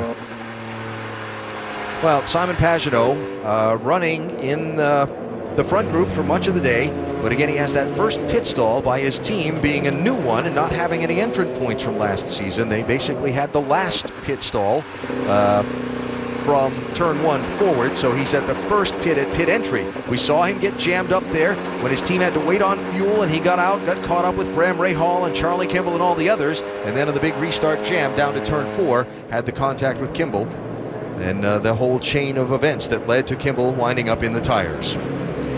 Through all of that, you asked me during the commercial break how long I thought it would take for Will Power to get back to the lead. I told you one straightaway. You were right. Here it is. Perfect pass. And I think I'll pass those two while I'm at it. So far, looking at how this race has progressed, Will Power has continued where he left the championship last year as the undisputed leader of the Penske group. Now we play the game, guess the number. What do you think the number of most cautions in a race here at St. Petersburg is? Oh, 5? Too low. It's 7. We're at 5 now in this race, and we're just at halfway. Back after this from your ABC station.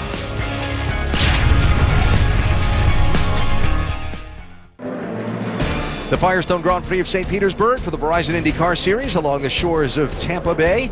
Under caution just past halfway after contact between cars sent Charlie Kimball around into the tire barrier at turn number 10. NBA those final positions in the NBA playoffs. Coming to the green flag, Will Power the race leader. Juan Pablo Montoya now second. Sage Karam third, Jack Hawksworth fourth, Tony Kanaan fifth, Helio Castroneves all the way back to 6th place. Watch Montoya right here. That's low gain. Another wing.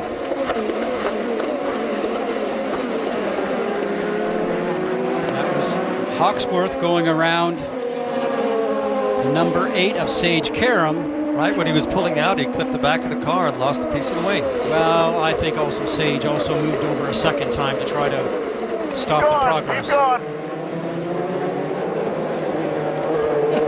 And I'm sure that's the message to the 41 of Jack Hawksworth. Keep going. He didn't add, we don't have any more wings, just keep going.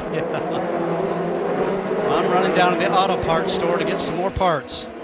Just joining us, it has been a street slugfest here in St. Pete today. Lots of contact between cars. Not a lot of big crashes, but a lot of those wings, the new aero kits being scattered across the pavement as the give and take ratio between drivers here in this race has been tilted a lot more toward take and a lot less toward give. Absolutely, and I think the man or the company that's going to make the most money this weekend is the one repairing all the bodywork on Monday.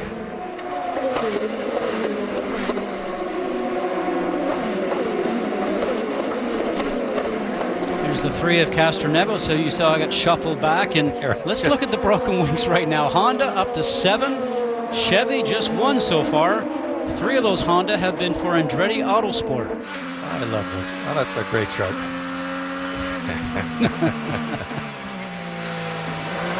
Marco Andretti, one of those who's had the broken wing earlier today, trying to take a spot away from Luca Filippi. I think he's driving one of the best races I have seen him drive in a long time. Marco? Yep. Yes.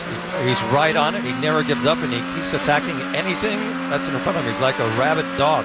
You know, and he said the other day when they took it off the trailer, it just wasn't compliant to the road. He just didn't have any grip. So, you know, you can get very frustrated as a driver, especially when you want to do well, especially at the very first race of the season, as we see another part on track right now. But give it to Marco. He's been very smart and keeps working with the team and getting a car underneath him that's just a little bit better than what it was when it rolled off the trailer.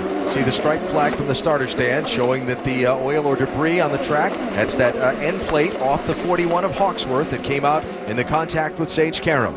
That is a big piece of body work in the track.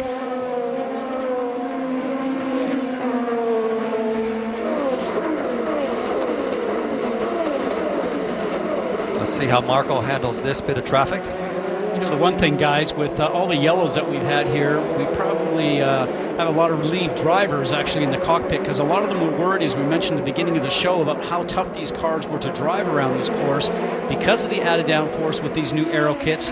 No power steering in the cars, very forceful on the drivers. A lot of sore wrists, sore arms. They thought they would be really just tired at the end of the day, but with this many yellows here, probably not going to have much fading of drivers in the last quarter of this race. Now, as you see the field come down this main straightaway, you'll notice that piece of debris gone. IndyCar has technology that tracks all the cars around the racetrack, and they had a big enough gap between the last car in the field and the first car in the field that a safety team official was able to step out onto the racetrack and pick up that piece of wing and clear it off the racetrack without putting the race under a full course yellow. And without putting the official in danger in any way. More importantly. Yes.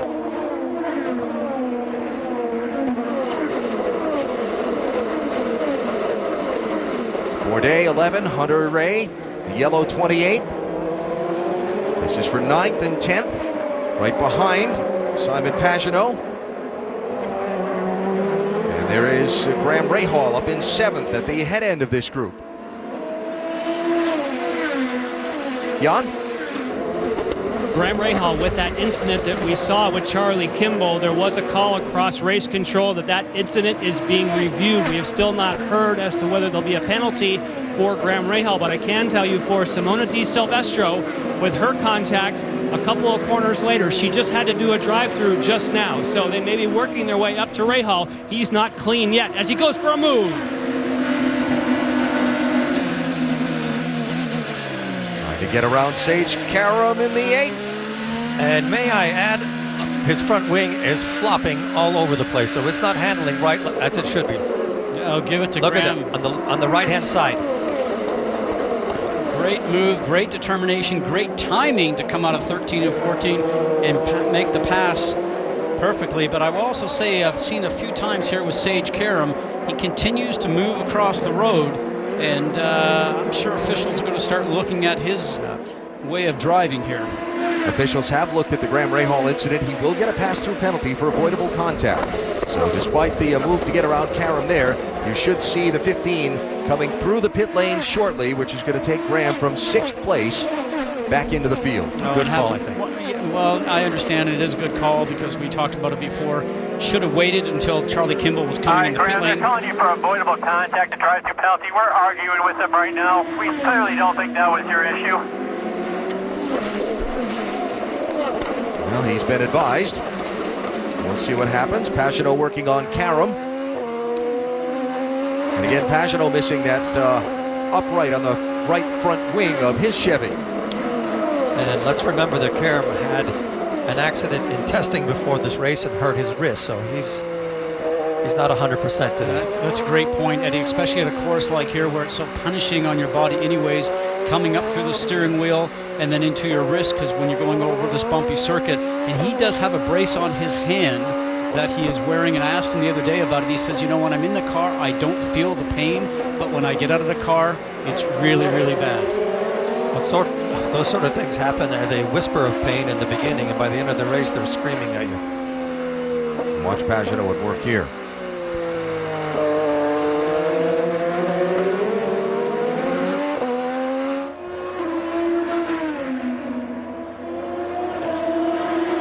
It was Karam that ducked into the pit lane in the 8 car. I think Pagenaud's going to have a problem with Mordosu. Well, I'm not so sure that he might be able to start moving forward now, because I've talked to a few of the drivers, and they say with this new aero kit, as we're starting to watch the leaders here again with Will Power and Juan Pablo Montoya 1st and 2nd, just a very slim margin between the two. A lot of drivers are saying that with this new bodywork, you can actually feel the turbulence from the car in front of you a little bit earlier. So I'm just wondering, for a guy like Simon Pagenaud, who is running up front right now with the cars in front of him, he was not able to get past them as easily as he had hoped. Power came out of that last corner. You could see him tilt his head to his side and check and see where Montoya was in the mirrors.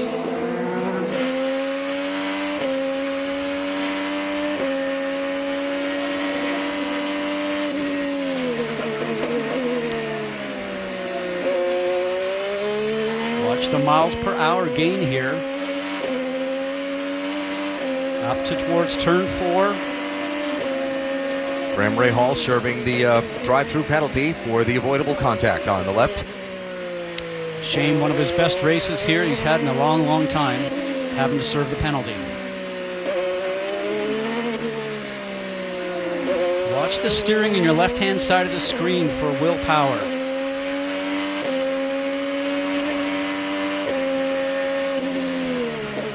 Down to the gears. 2nd gear coming out of turn 10.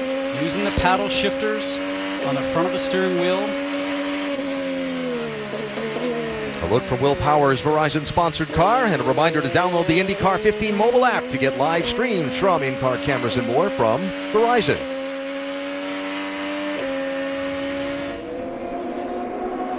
One and two. Cars 1 and 2, positions 1 and 2. Will Power won Pablo Montoya. Still 44 laps to go in the Firestone Grand Prix of St. Petersburg.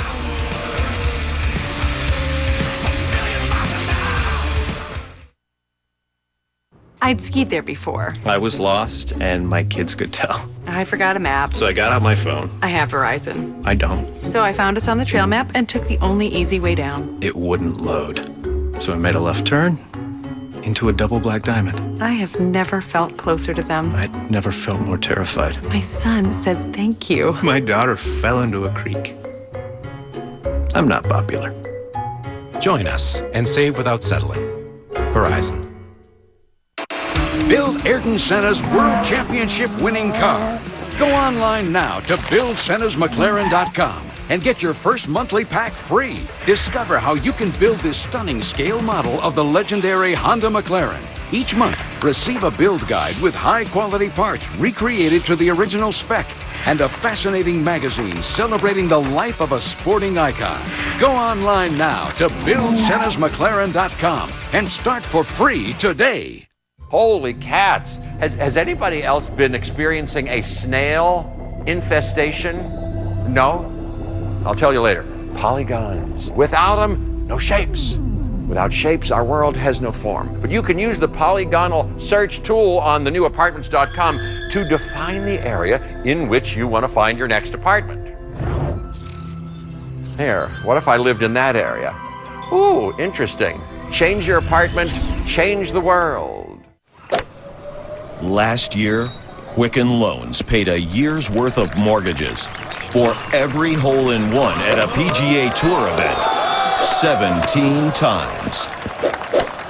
This year, the mortgage we pay could be yours. Win a year's worth of mortgage payments from Quicken Loans. Enter today at pgatour.com/Quicken Loans. This week, Vin Diesel, Dwayne Johnson, and Jason Statham are bringing the fury. Plus, the first ever live two-night television performance by Van Halen with David Lee Roth. And the rocking will continue. New Jimmy Kimmel Live this week on ABC.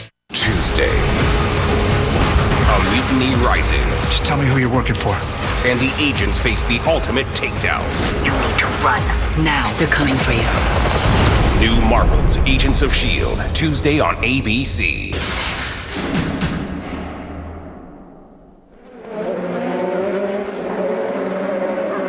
.42 laps to go, 68 complete in the Firestone Grand Prix of St. Petersburg as the Verizon IndyCar Series opens its 2015 campaign here in sunny 72-degree Florida. So, the opener of the season gets a lot of attention always. Some interested people watching and commenting online on the Twitter. Townsend Bell? I think he might be right. Bill, it would have been a lot stronger than what they had, and there would have been a lot less souvenirs for the public had it been machined out of solid. Catherine Legg? Scott? How about that? Hold the debris, Batman. I think that's the case for today, isn't it? Lots of debris. Well, I think it's one of the conversation points before the start. Of course, today the debut of the new Aero kits designed by Chevrolet and Honda to put their own stamp and style on the look and performance of the race cars. It was one of the conversation points that with all the winglets and so on and the flicks and flaps that the cars have now, that the potential was there for there to be a lot more if there was a lot of contact between cars. We all wondered if it would be the case. Agree or disagree, but what we've seen today has been perhaps more than we might have expected. I think, and by the fact that they haven't done enough testing with it. Jack Hawksworth missing up. Piece missing out We're going to leave the wing alone. Go, go, go. You can see when the car leaves the pit lane there, the front wing is vibrating. That's one thing they've been talking about on some of the Honda cars, that because they have so many pieces out on the outer edge of the wing compared to the Chevy, that more pressure on the wing, and they're finding that does vibrate just a little bit more. An important part that we haven't discussed at this battle between Power and Montoya is that Power is on reds and Montoya is on blacks. And Power is having a very hard time shaking Montoya. Power on the softer red alternate tire. And an update on the top two in the race from Dr. Jerry Punch. Yeah, both those cars guys are being told by their respective pits, fuel conservation. Both are being told they need 2.8 to be able to make it about 8 or 9 more laps to get their fuel window to open on lap 79 or 80. Now, they're also warning Montoya to take care of his tires. He had been very, very aggressive, and they're concerned about the tires on the 2 car going away before they can make that final stop in about 8 laps. Jan. And Doc, that's very interesting about the tires, and this may be surprising, but the more downforce you have on a car, you actually get better tire wear, because what causes tire wear is when the car slides across the racetrack. With more downforce, they become hotter, and when you have the red sidewall tires, you build more heat. So it's very interesting with these new aero kits. It's changed not only fuel strategy, but also tire strategy. And this is all new, so they're learning at Scott for the first time.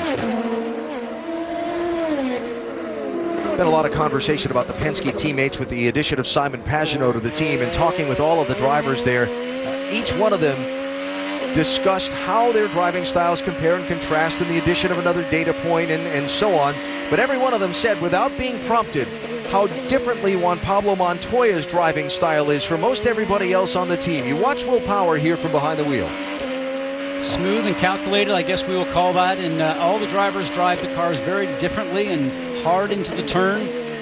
But they all said, as you're mentioning, Alan, that Juan Pablo seems to drive the car in deeper than some of the other guys, gets back on the gas maybe a little quicker, could be a little bit rougher, and sometimes is not as consistent as some of the other drivers, but they all say, but he goes fast. And that's the word that everyone mentioned, is he's a very seat-of-the-pants driver, and he adjusts in the car every lap and tries something different almost every lap, whereas some of the other guys are much more, this is my break point. Juan is, I'm going to try this, and I'm going to try that, and much more by the feel per lap. And they want the car tuned to their style, and as you're saying, Juan doesn't mind adapting to what the car needs. So you mentioned, Eddie, that he is on the black primary tire right now, so maybe he's able to get more out of that tire than some of the other drivers were. I'll try to put it in a I couldn't understand what you guys were saying. I think he just throws it in a corner and works it out, regardless of what's going to happen. If the back slips out, he corrects. If it pushes, he corrects. It's just, he runs on pure talent and adrenaline. I think he's one of the funnest drivers I've ever seen drive in every category he's been in Formula One, in NASCAR, and here. And the speed he had in Formula One was astonishing. Montoya trying to chase down and stay with his teammate Will Power up to, as you heard Doc report a minute ago, that last pit stop, which they would be about 3 to 6 laps away from. So a break here. Penske with the top 2 spots. Will Power won, Pablo Montoya. Tony Kanaan is third at St. Pete.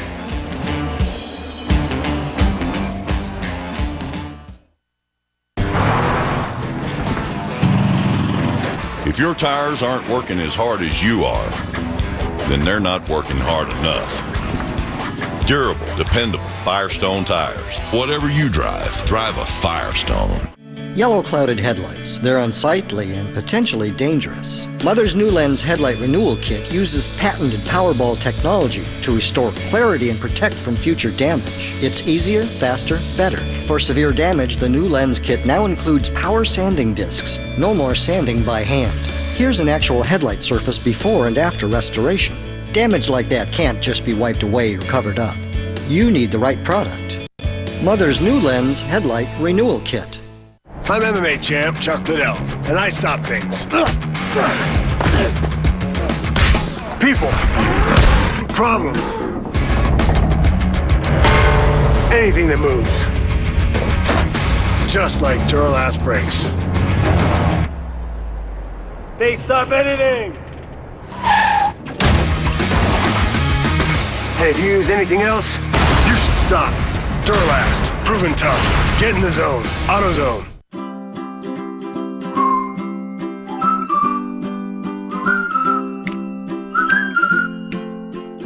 Every time you fill up at Valero, you could save up to 8 cents a gallon, and that could give you some pretty nifty savings at the end of each month. All you have to do is use your convenient Valero credit card every time you fill up, and watch those dollars really add up. So don't miss out. Use your Valero credit card and start saving right away. Over and over. It's money in the tank. Oh, nice!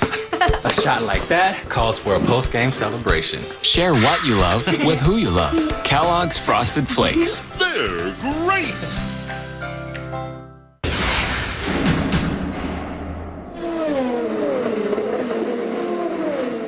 Pretty good little fight for third here between two of this series' veteran drivers. Tony Kanaan in the 10, Helio Castroneves in the 3.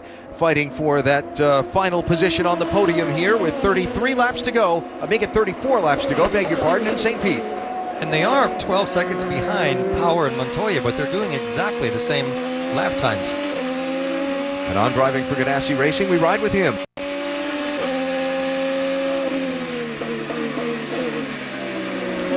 Tony Kanaan in the car that you see behind him, Helio Castroneves, grew up in Brazil racing go-karts against each other. Both wanted to get to the big-time motor racing. Didn't know if they'd be able to do it, but used to promise each other that if I get further than you, I'll try and help you get to the same level that I'm at. When Tony first moved over here, moved into Ohio to Steve Horn's shop for Tasman Racing, and used to sleep in the shop just so he could go off and drive an Indy Lights car. If he wants to help me, he can move out of the way and let him go by, I guess, at this point. Well, we'll see how good this friendship really goes. Downstairs to Jan. And in Tony Kanaan's situation, he has to push really hard as you ride on board, but he also has to save fuel. He needs to do, by my estimation, a lap or 2 more, possibly 3, to be sure he gets it to the end. The Chevrolets can probably go 30, 31 laps. You can see there's 33 to go. So he's got to nurse this thing in case it's green all the way to the end, and he's got heat from behind. The team's saying, you got to save some fuel. We got to get in the window. If he starts saving too much fuel, Castroneves will get by, and that might be necessary. Rick? Graham Rahal brings the car in. I can tell you that is one frustrated driver that I've been hearing on that car quite a bit this afternoon. Very unhappy with that penalty. He felt there was no way that he could avoid that contact. They've just been telling him, calm down, get ahead, pay attention to you can gain some spots, and we'll do what we can in this race. Now, last year, the final pit stops in the race were made at lap 77, which is the lap we're on now. They were made under caution. There was another yellow after that helped everybody get there. We'll see if Graham Rahal is able to duck in first. Maybe there's a caution that brings everybody else to pit road, and he ends up being the track position winner on the gambit there. And certainly, I'm sure that's what they're thinking, because there has been so many yellows here today. But as case usually happens in front of you, there won't be one. Whenever your hope is not a very good strategy, whenever you count on a yellow, it never comes. And still the race for the lead between Power and Montoya. I think they've settled into what you said before, Alan, into a fuel-saving rhythm. Race hard enough to keep the other guy either A, behind you, or B, in sight. And their times have slowed down about 0.6 of a second. While saving what you can to try and make some fuel. James Hinchcliffe on pit road for his stop. And again, a quick reminder to download the IndyCar 15 mobile app to get live streams from the in-car cameras and more from Verizon.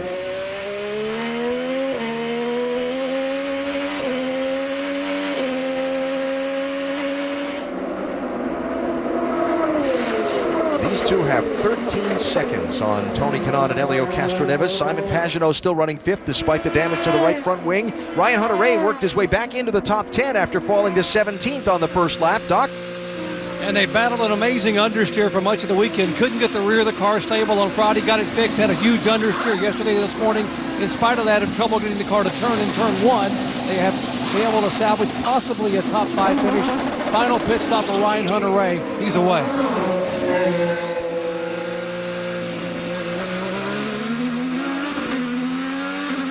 After finishing second in this race to open last season, every position he's able to gain in this last run of the race is going to be bonus points for Ryan Hunter-Reay, again getting shuffled in the early part of this race.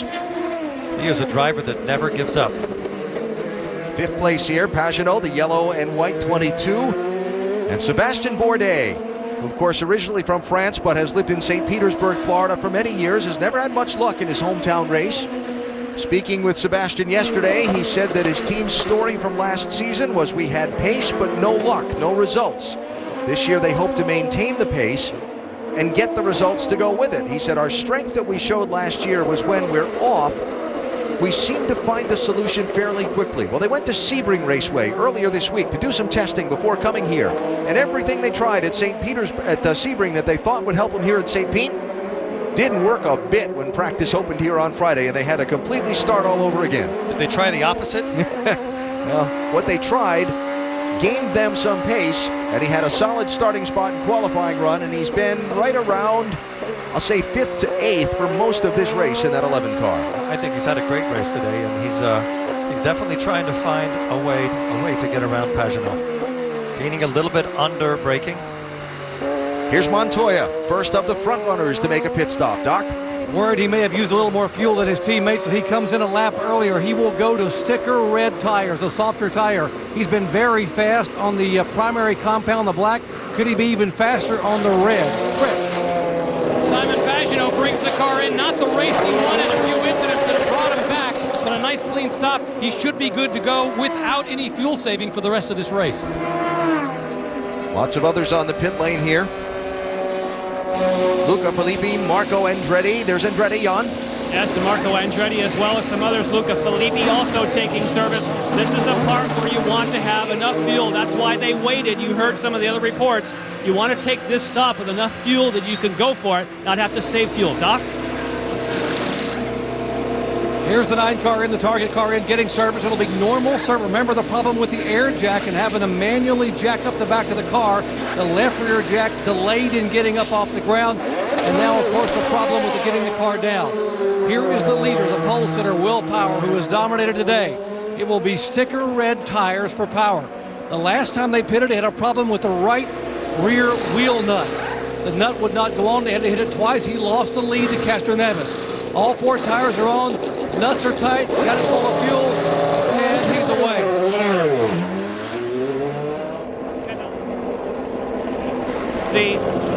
To take, and he had to really work the fuel to make this window, but they're very happy they decided to make no changes on the car, and he slots in right where he wants to be now, hopefully with some fuel to work with. Helio Castroneves is now the race leader.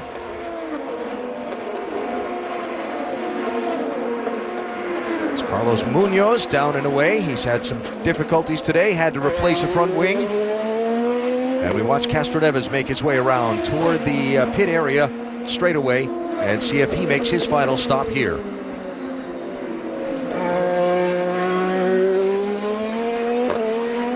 There's Castroneves into pit. He was wasting no time getting in the pits. By the way, behind them, Montoya got out ahead of Will Power. We'll see how Castroneves blends in here. They should go by him because he was almost 13 seconds behind Power and Montoya before the cycle started. Doc? It is the captain himself, Roger Penske, who calls Castroneves on. Now, he has basically held the reins back on Castroneves much of the day, opting to save fuel. That will not be the case now. Tires going on Castroneves. They will turn him loose here in this final stint. Elio says, I saved my best for last, and now it's last, and I got to go. This outlap is so important on this last stint. It's out just ahead of Bourdais and Pagenaud. Still doesn't have his tires up to temperature. These next 2 or 3 corners are going to be very tricky.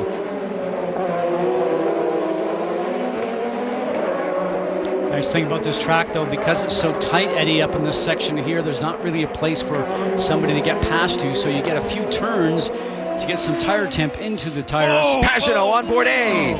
On the outside. Amazing. There was no room. That's just a place you don't pass at. I think Pagenaud knew that he had to get up behind Castroneves, couldn't stay behind Bourdais any longer. So the lead has changed hands, and it's now on Pablo Montoya in the race lead. Remember, Montoya and Power pitted a lap apart. Watch as Will leaves the pits from the overhead shot, and you'll see Montoya just flash past him. Look left. There he goes. But now they're both on reds. Montoya and Power have the same tires, whereas the last stint, they didn't. Juan has opened up a 3-second lead on Will Power after that round of pit stops. Power's dominated, led 75 of 84 laps. Montoya leads now, though. Back after this from your ABC station.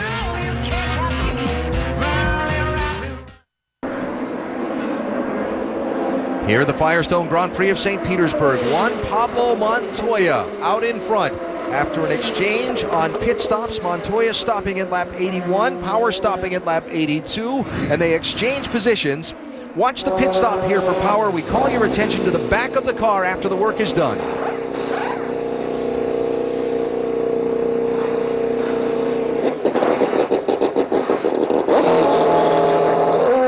Done with the service, but nobody pulled the jack. Yeah, and if you add to that the fact that Montoya probably put everything he had into his outlap with cold tires, those two things put him behind. So now Montoya with that 3-second lead. Jack Hawksworth, remember he's on an alternate pit stop schedule than everybody else. He's now in third, with Tony Kanaan fourth and Elio Castroneves fifth. Rest of the top 10 coming across the top of the screen. 21 of the 24 starters on the lead lap. Carlos Huertas is out of the race earlier. Talked about the steering problem. Francesco Dracconi is also out of the race, the other Dale Coyne car. And those two will not be running at the finish. More on the race leader from Doc. And remember, Montoya pitted 1 lap before Will Power, and last time by they told Montoya, you got to make 2.7. He came by this time and he said, hey, we're serious. You got to make 2.7. I think they're worried about the fuel mileage for Montoya. Hard to get him to back up, and they're also worried about him abusing these red tires. He basically used up the black tires, and these are much softer. So tire wear is an issue maybe for Montoya, but also more importantly now, fuel mileage. Got to slow down and save some fuel. I am loving this version of Montoya. If he starts the season off this way, he's going to be tough to beat. And when we get to Indy, he'll really be tough to beat. Well, I've been watching the times actually between both those drivers, and continuously Will Power is starting to gain 2 to 3 tenths, sometimes 4 tenths a lap. You can start to see that that distance is starting to shrink. Well, if they're telling Montoya he's got to make a fuel number, then he does have to meter that speed a little bit, whether electronically through the fuel settings that they can change on the steering wheel with the engine mapping of the car, or through that right foot. Catching Montoya is one thing. Getting around him is another. Especially when you're teammates, so it's going to have to be very clean.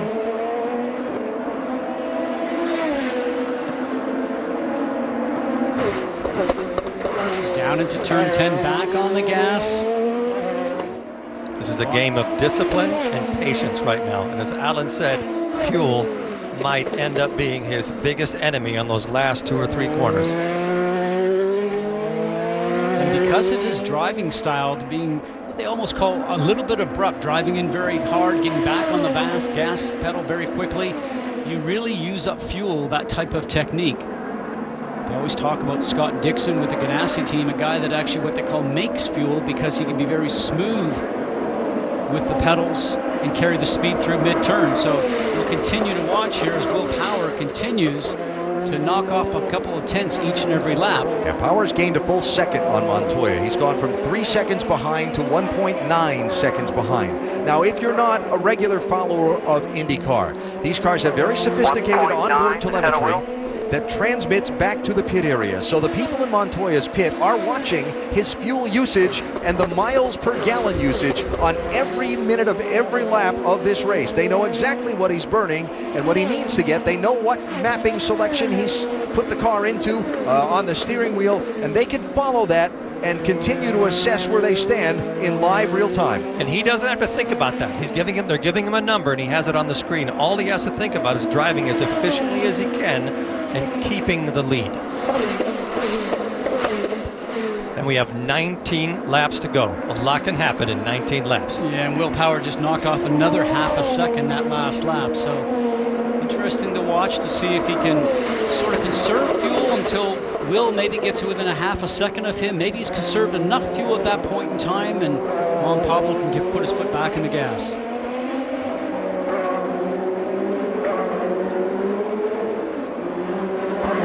And a big gap from these drivers, by the way, back to third place. 8.5 seconds back to Jack Hawksworth. These last laps that we're going to watch are the ones where you can really tell the difference between the drivers that have trained and are fit and those that are not. Especially with these new cars that have all this extra downforce, and the steering is supposedly a lot heavier. Power's there, down to 1 second. Now remember that they have the push-to-pass option, which gives them that 15-second burst of additional horsepower that they can use 10 of during the race. You see they each have 4 left. They'll be trying to save some in case there's a late restart. And drivers can push it when they want to try and get past the person that's in front, and the person in front can push it in retaliation to try to stay in front. Yeah, but when you're being passed, and if you haven't pushed it yet, you're a little bit behind the curve. It takes a while for it to happen. Down to 9/10 of a second. One more lap at this pace and power's in striking distance. But again, what we don't know, and Juan does, how much has he been saving fuel, and has he built enough left that when it gets to a point, he can turn it loose and try and stay in front of power at full bore.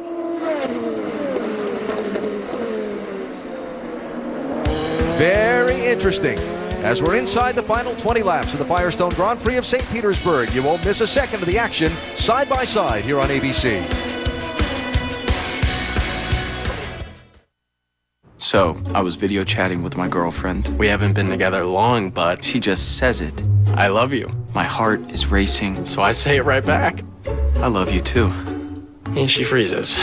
Not actually, but the video chat. I'm like, did she even hear me? I am so relieved I have Verizon. I panicked, tried to unfreeze it, and hung up. We are so much in love. She never called me back. Join us and save without settling. Verizon. Oh, nice! A shot like that calls for a post-game celebration. Share what you love with who you love. Kellogg's Frosted Flakes. They're great! Curling up in bed with a favorite book is nice, but I think women would rather curl up with their favorite man. But here's the thing. About half of men over 40 have some degree of erectile dysfunction. Well, Viagra helps guys with ED get and keep an erection. And remember, you only take it when you need it. Ask your doctor if your heart is healthy enough for sex. Do not take Viagra if you take nitrates for chest pain. It may cause an unsafe drop in blood pressure. Side effects include headache, flushing, upset stomach, and abnormal vision. To avoid long-term injury, seek immediate medical help for an erection lasting more than 4 hours. Stop taking Viagra and call your doctor right away if you experience a sudden decrease or loss in vision or hearing. Ask your doctor about Viagra. Well, a mortgage shouldn't be a problem. Your credit's in pretty good shape. Pretty good? I know I have a 798 FICO score thanks to the tools and help on Experian.com. Kaboom. Oh. Well, I just have a few other questions. Chuck, the only other question you need to ask is what else can you do for me? I'll just take a water. Get your credit swagger on. Become a member of Experian Credit Tracker and find out your FICO score powered by Experian. FICO scores are used in 90% of credit decisions. What is it about speed? Do these rivals chase speed because they can? Or because they can't help it? IndyCar. The heart of racing. Go to IndyCar.com for live timing and scoring, upcoming race details, and to join the conversation.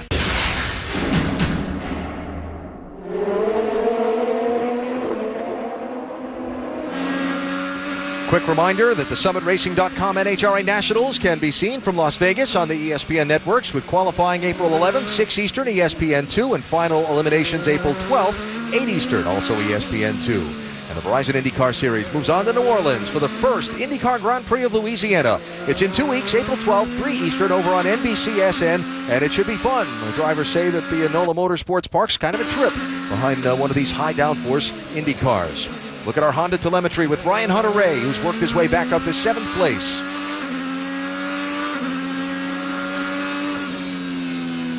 Remember, Hunter-Reay got shuffled as far back as 17th after getting shoved wide in turn 1 of lap 1. It's been a steady dig back out for last year's Indianapolis 500 winner. Up front, from 3 seconds behind, Will Power now a half a second behind. How much fuel was Montoya saving to allow that to happen? Where do they stand with 14 laps to go? They've got a clear 11 seconds on 3rd place Tony Kanaan and 4th place Helio Castroneves, who'll probably have a good fight for themselves for the final spot on the podium, but Will Power tried to make himself seen in Montoya's mirrors there. That's what you call knocking on the door. I'm here. Just in case you forgot, I'm right behind you. Now we'll see what sort of a different line he takes on most of the corners. The one advantage that Montoya has right now is that supposedly with this new downforce package that they have, the front car disturbs the air for the back car, Scott, especially in this fast section after turn 1. Which is something that generally doesn't happen at a street circuit like this. It's more apt for countryside circuits that are out in the country like Mid-Ohio or something like that we visit. But we've had that report from quite a few drivers, and they said they would learn more about it as they get a chance to race the cars here. So it might be a little difficult sometimes to actually get up as close to the car in front as you need to be able to take advantage of getting that slipstream down the straight. Yeah, Kanaan was adamant about that. Not pictured, Jack Hawksworth did give up position in the top 5 to make his final pit stop. So Hawksworth is all the way back in 12th place, 34 seconds from the race lead. What a great race by Kanaan today.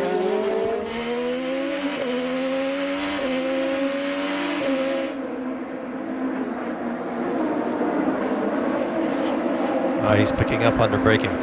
Yeah, but look at the line that Juan Pablo uses on the exit. He gains coming out. They're so evenly balanced. Still clear by 3. 13 laps to go. That's 12 laps to go. That's still a long way to stay ahead of a car that's that close to you. So usually Juan Pablo's the guy that drives the thing in so deep into the turn. So I'm wondering right now if he's just sort of doing that little bit of coasting going into the turn, saving a little bit of fuel when you get off the gas pedal a little bit earlier. As we can see, Will gains under braking just a little bit. Remember, just after that last pit stop, Doc reported from Montoya's pit, they were hollering at him that he needed to make a certain mileage number per lap. An update there, Doc? Well, he seems to be okay on the mileage as far as the number he has to make, but here's the bad part about having a teammate that's chasing you. Will Power is well aware of the fact that Montoya began this race today on red tires and wore them out before the first stop. The tires were gone. And so now the warnings that have come over the radios here to Montoya have been about trying to save the tires. Apparently the fuel number may be closer, okay, but they're worried about the tires going away in the final 9 or 10 laps. And Will Power just trying to keep the pressure up. 11 to go. Montoya and Power, 1 and 2, well clear of third place. You'll see it side by side on ABC in the Firestone Grand Prix of St. Petersburg.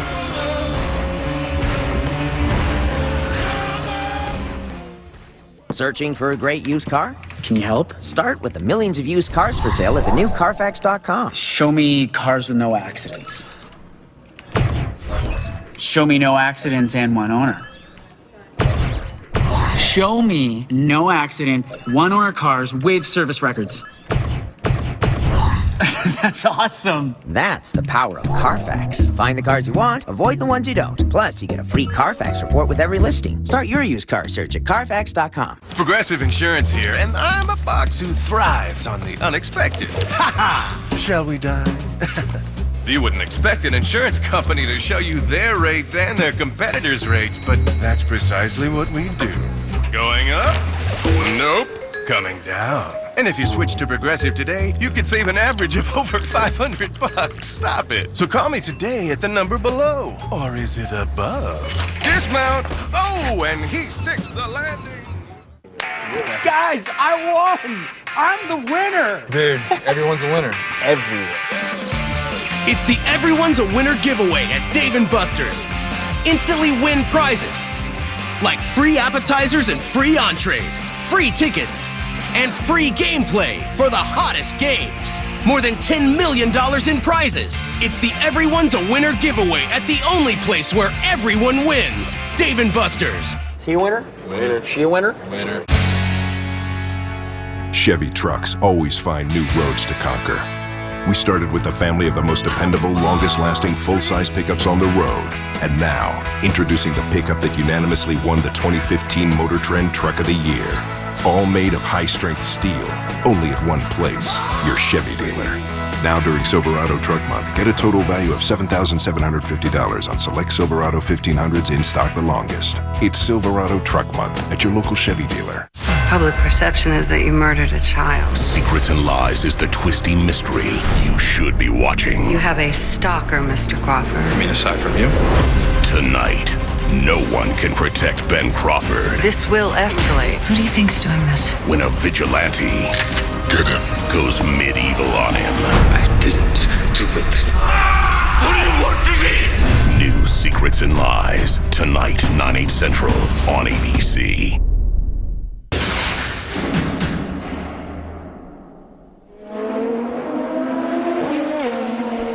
You saw it in our ABC side-by-side coverage. Will Power took a run at Juan Pablo Montoya in turn 10. As Montoya tried to hold the lead, the contact brushed that upper right winglet off the front side of the one car. Another look at it here. Montoya got a slow drive off of turn 9, didn't get through the kink very well, but some NASCAR-style bumping going on, some great driving by Juan Pablo Montoya. Now on board here, watch Will Power take a chance, dive in. The door closes on him. He sees it. Now that winglet off of Power's car slid off the course there in turn 10, but then that came out from underneath his car down this main straightaway. That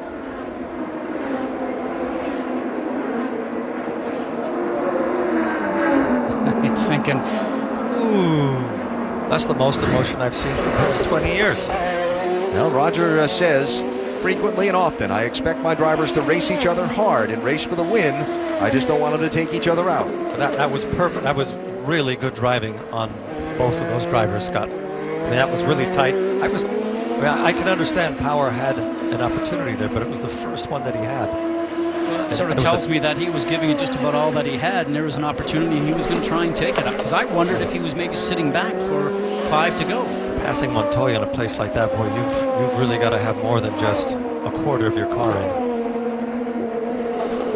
He did kick the push to pass button when he tried to make that run, and Montoya did not. Oh, there's the surge in power then. Because I wondered if maybe Montoya didn't get off the corner well, so give it to Will. He was trying to do it on an act of surprise, passing somewhere where he maybe didn't expect it. Now Montoya's coming up on traffic, so this could easily turn around. And quite a group of traffic. There are about 8 cars ahead of the race leaders here that they'll have to navigate over these final just over 6 laps. So it might not be over. Normally the advantage is of the first car that hits traffic, but depends on where he catches them. 6 laps to go. And Will Power just put in a very quick lap.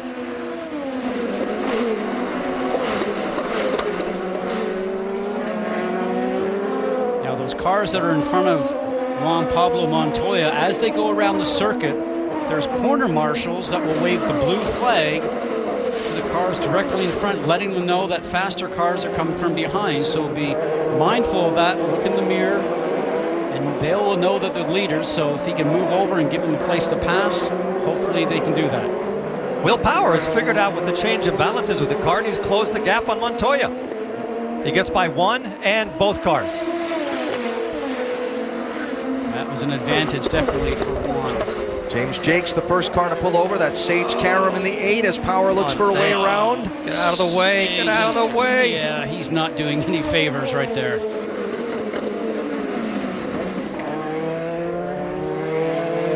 After this lap, there's only going to be 5 laps to go. Yeah, damage may be done right there. I'm sure Will Power will probably have a conversation with Sage Karam after this event here today. I know I would. It wouldn't be, hey, you want to go have a coffee, would it? Yeah, I wouldn't be buying him a coffee, you're right.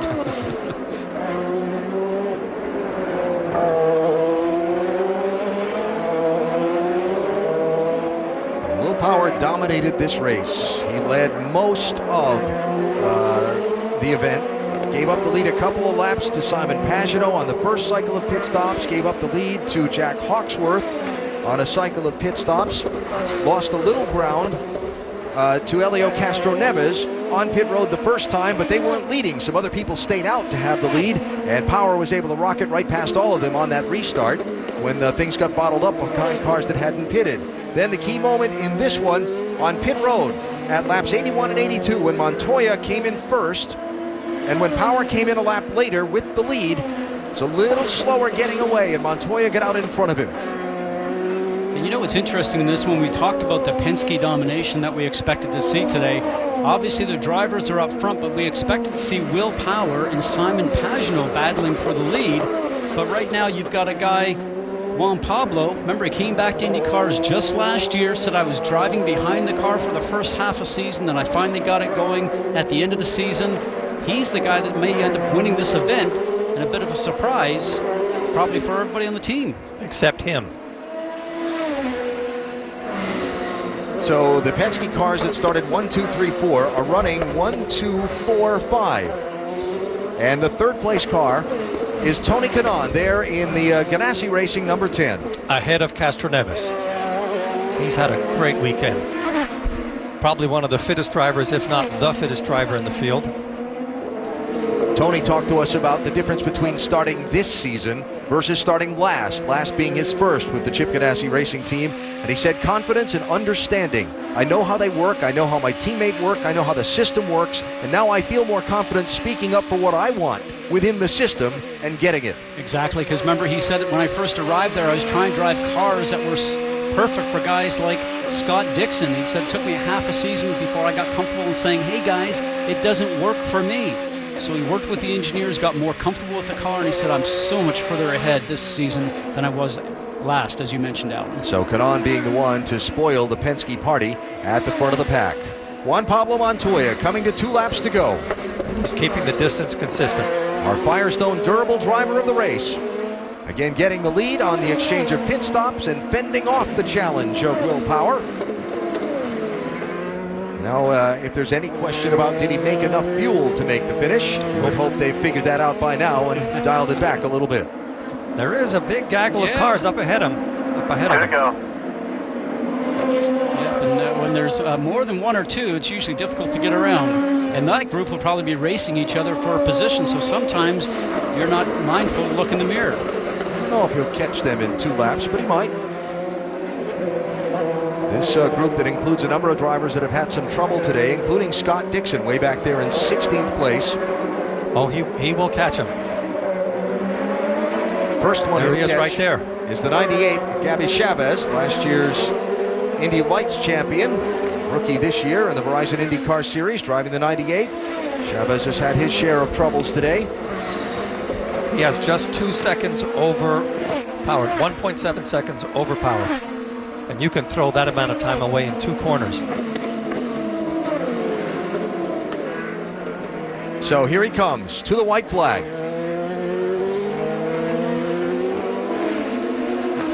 And we enter the final lap of the season opening race for Montoya.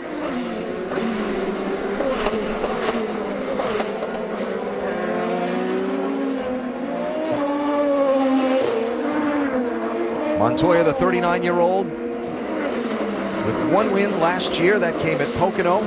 Finished 4th in the championship. And of course, the first part of the season, very much a struggle as he adapted to returning to open-wheel racing. But he finished the season with 3 straight top 5s after some mid-season adjustments to his team lineup last year, and has picked up this season right where he left off at the front of the field. Boy, this is going to be tight right at the end. Trouble in front of him. Nope. Kimball gets spun around, but he's well clear of Montoya. And here comes Juan Pablo to the final corner with the checkered flag ahead.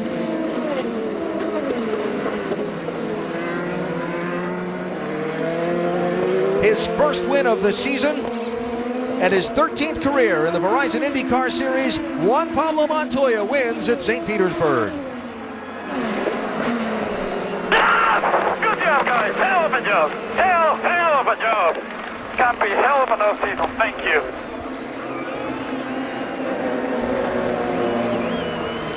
For the captain, Roger Penske, a trip to victory lane, and 4 of the first 5 finishers to start off this year. How about that drive for Montoya?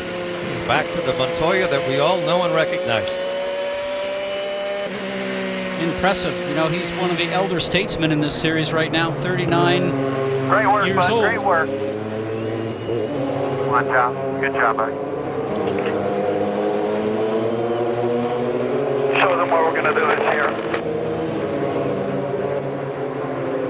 No question Montoya is very elated after this win, huh, Doc? Absolutely. And Roger, your thoughts on the impressive performance by Team Penske this weekend? Well, I'll tell you, it was a fight with our two guys up front there. I mean, it was just an amazing weekend. Guys worked hard during the winter, the new aero kits. Thanks for Chevrolet and Verizon for the support. But to come back this year with the fast times there on qualifying day and to win this race, finish 1-2 in the top 6, wow, what a day. I know there are never team orders, but what goes through your mind when you see your two guys battling and they have contact like that? Well, we said at the beginning, let's take care of ourselves, but at the end, they got to go racing. And I think you saw that Will was trying to get by, and Juan didn't want him by. So I'm sure they understand that, and we'll just move on to the next race. But a great day for all the people at Team Penske. Team Penske finishing 4 in the top 5. Team Penske led all. For a season start, bud. Team Penske led all but 5 laps in this race today between its 4 drivers. Will Power 75, Montoya 27, Simon Pagenaud 2, Elio Castroneves 1. Only Jack Hawksworth got in the way of their parade at the front of the field, with the 5 circuits led on various exchanges of pit stops. Impressive. I would say they've done their homework properly. Roger Penske is America's version of Enzo Ferrari.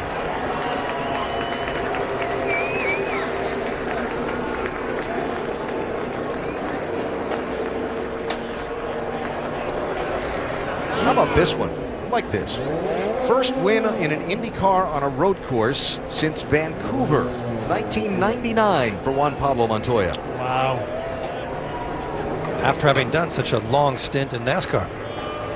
So he's won in NASCAR, 1 in Formula 1, 1 in IndyCar. And let's not forget that Penske just won the Daytona 500. So he might be starting one of his dominant periods. Definitely off to a good start when it comes to 2015. Great champion.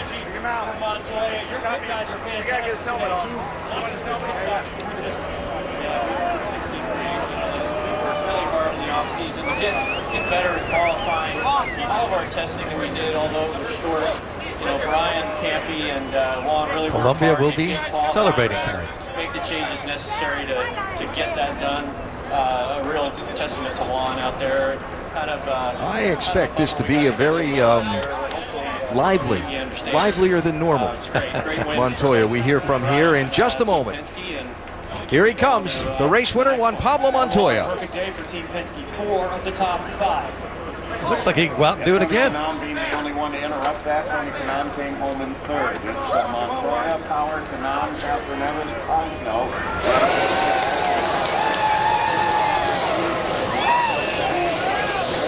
I don't think I've seen Juan Pablo Montoya smile this wide in a long time. Juan Pablo, what a performance, what a day. We talked earlier and you said I had to be so patient a year ago. Not today. Take us through your run. No, it was a good day, to be honest with you. I was really good in black tires, and I think that was the key. On reds, tires weren't going off. At least they went off at the beginning, so afterwards, like when running there at the end, I was just running slow just to look after them. And when I needed to push, I could push and open the gap to Will. But, everybody at Verizon and Team Penske did an amazing job. Chevy as well. This aero kit is amazing to drive. What about the contact? Could you see Will Power trying to make the move underneath you there with the mirrors and where he was? I saw him try to make the move, but he was way too back, way too far, and I wasn't going to give him the position. If he was beside me, go ahead. But I know when I got to the turning point, he wasn't even close. So it's a shame we touched, but it's all good. It's racing. Juan Pablo Montoya wasn't going to give him the position, and indeed he didn't, and he ends up in victory lane at St. Petersburg. Alan? Nice work. Celebrating with the team. What will be a very popular win as Montoya takes the trophy at St. Pete.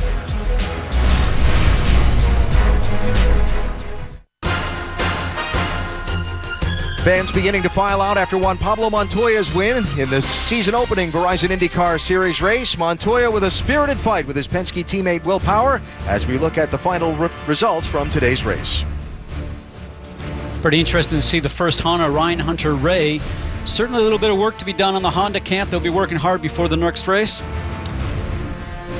Graham Rahal could have had a much better day than he did, but he was very competitive. Probably another surprise there. Scott Dixon finishing in 15th, and Charlie Kimball, we saw him have another off just at the very end. Not a very successful day for him. 5 leaders, 6 lead changes, 5 caution flags in the race, and in the end, Juan Pablo Montoya wins, and Will Power winds up having to settle for second. Let's hear from him. Well, Will Power, can't say that you did not give it your best effort. Let's talk about that attempt to pass on Juan Montoya. Yeah, that was it's the only place that I could kind of get a run on him. So he was very good out of the last corner. So the only chance I have is to get a run and try past him there. But I think he saw me, and then it was kind of optimistic, but it was possible. Like, if he gave me some, I would have taken it. But he did what anyone would have done. So I mean, he was phenomenally fast, man. I couldn't drop him on that stint before, and then he was very quick on the reds there. Was that an all or nothing move? Did you think that's it, or I'm not going to be able to get by? Yeah, it was kind of my only chance. Like if I didn't damage my wing, maybe I would have had another shot. But he had to save a bit more fuel too, so I was counting on that. But it's hard to get close with these cars. It really is. But it's a great day for the Verizon car, and as we thought it would be, it's going to be a battle between teammates for the championship, I'm sure. All right, once again, Will Power, a hard-fought second place. Turning point of the race, Rick, when Power gave up the lead to Montoya on pit stops at laps 81 and 82. He made that attempt at lap 99, but in the end, his team owner Roger Penske is celebrating with Juan Pablo Montoya and not Will Power in victory lane here in St. Petersburg. Up next, ABC World News or your local news, except on the West Coast. So the debut of Aero Kits in the Verizon IndyCar Series. Saw a lot of bits and pieces from those Aero Kits scattered around the racetrack after contact between cars throughout the day. And in the end, it was as expected, a Team Penske dominated day with Juan Pablo Montoya the winner.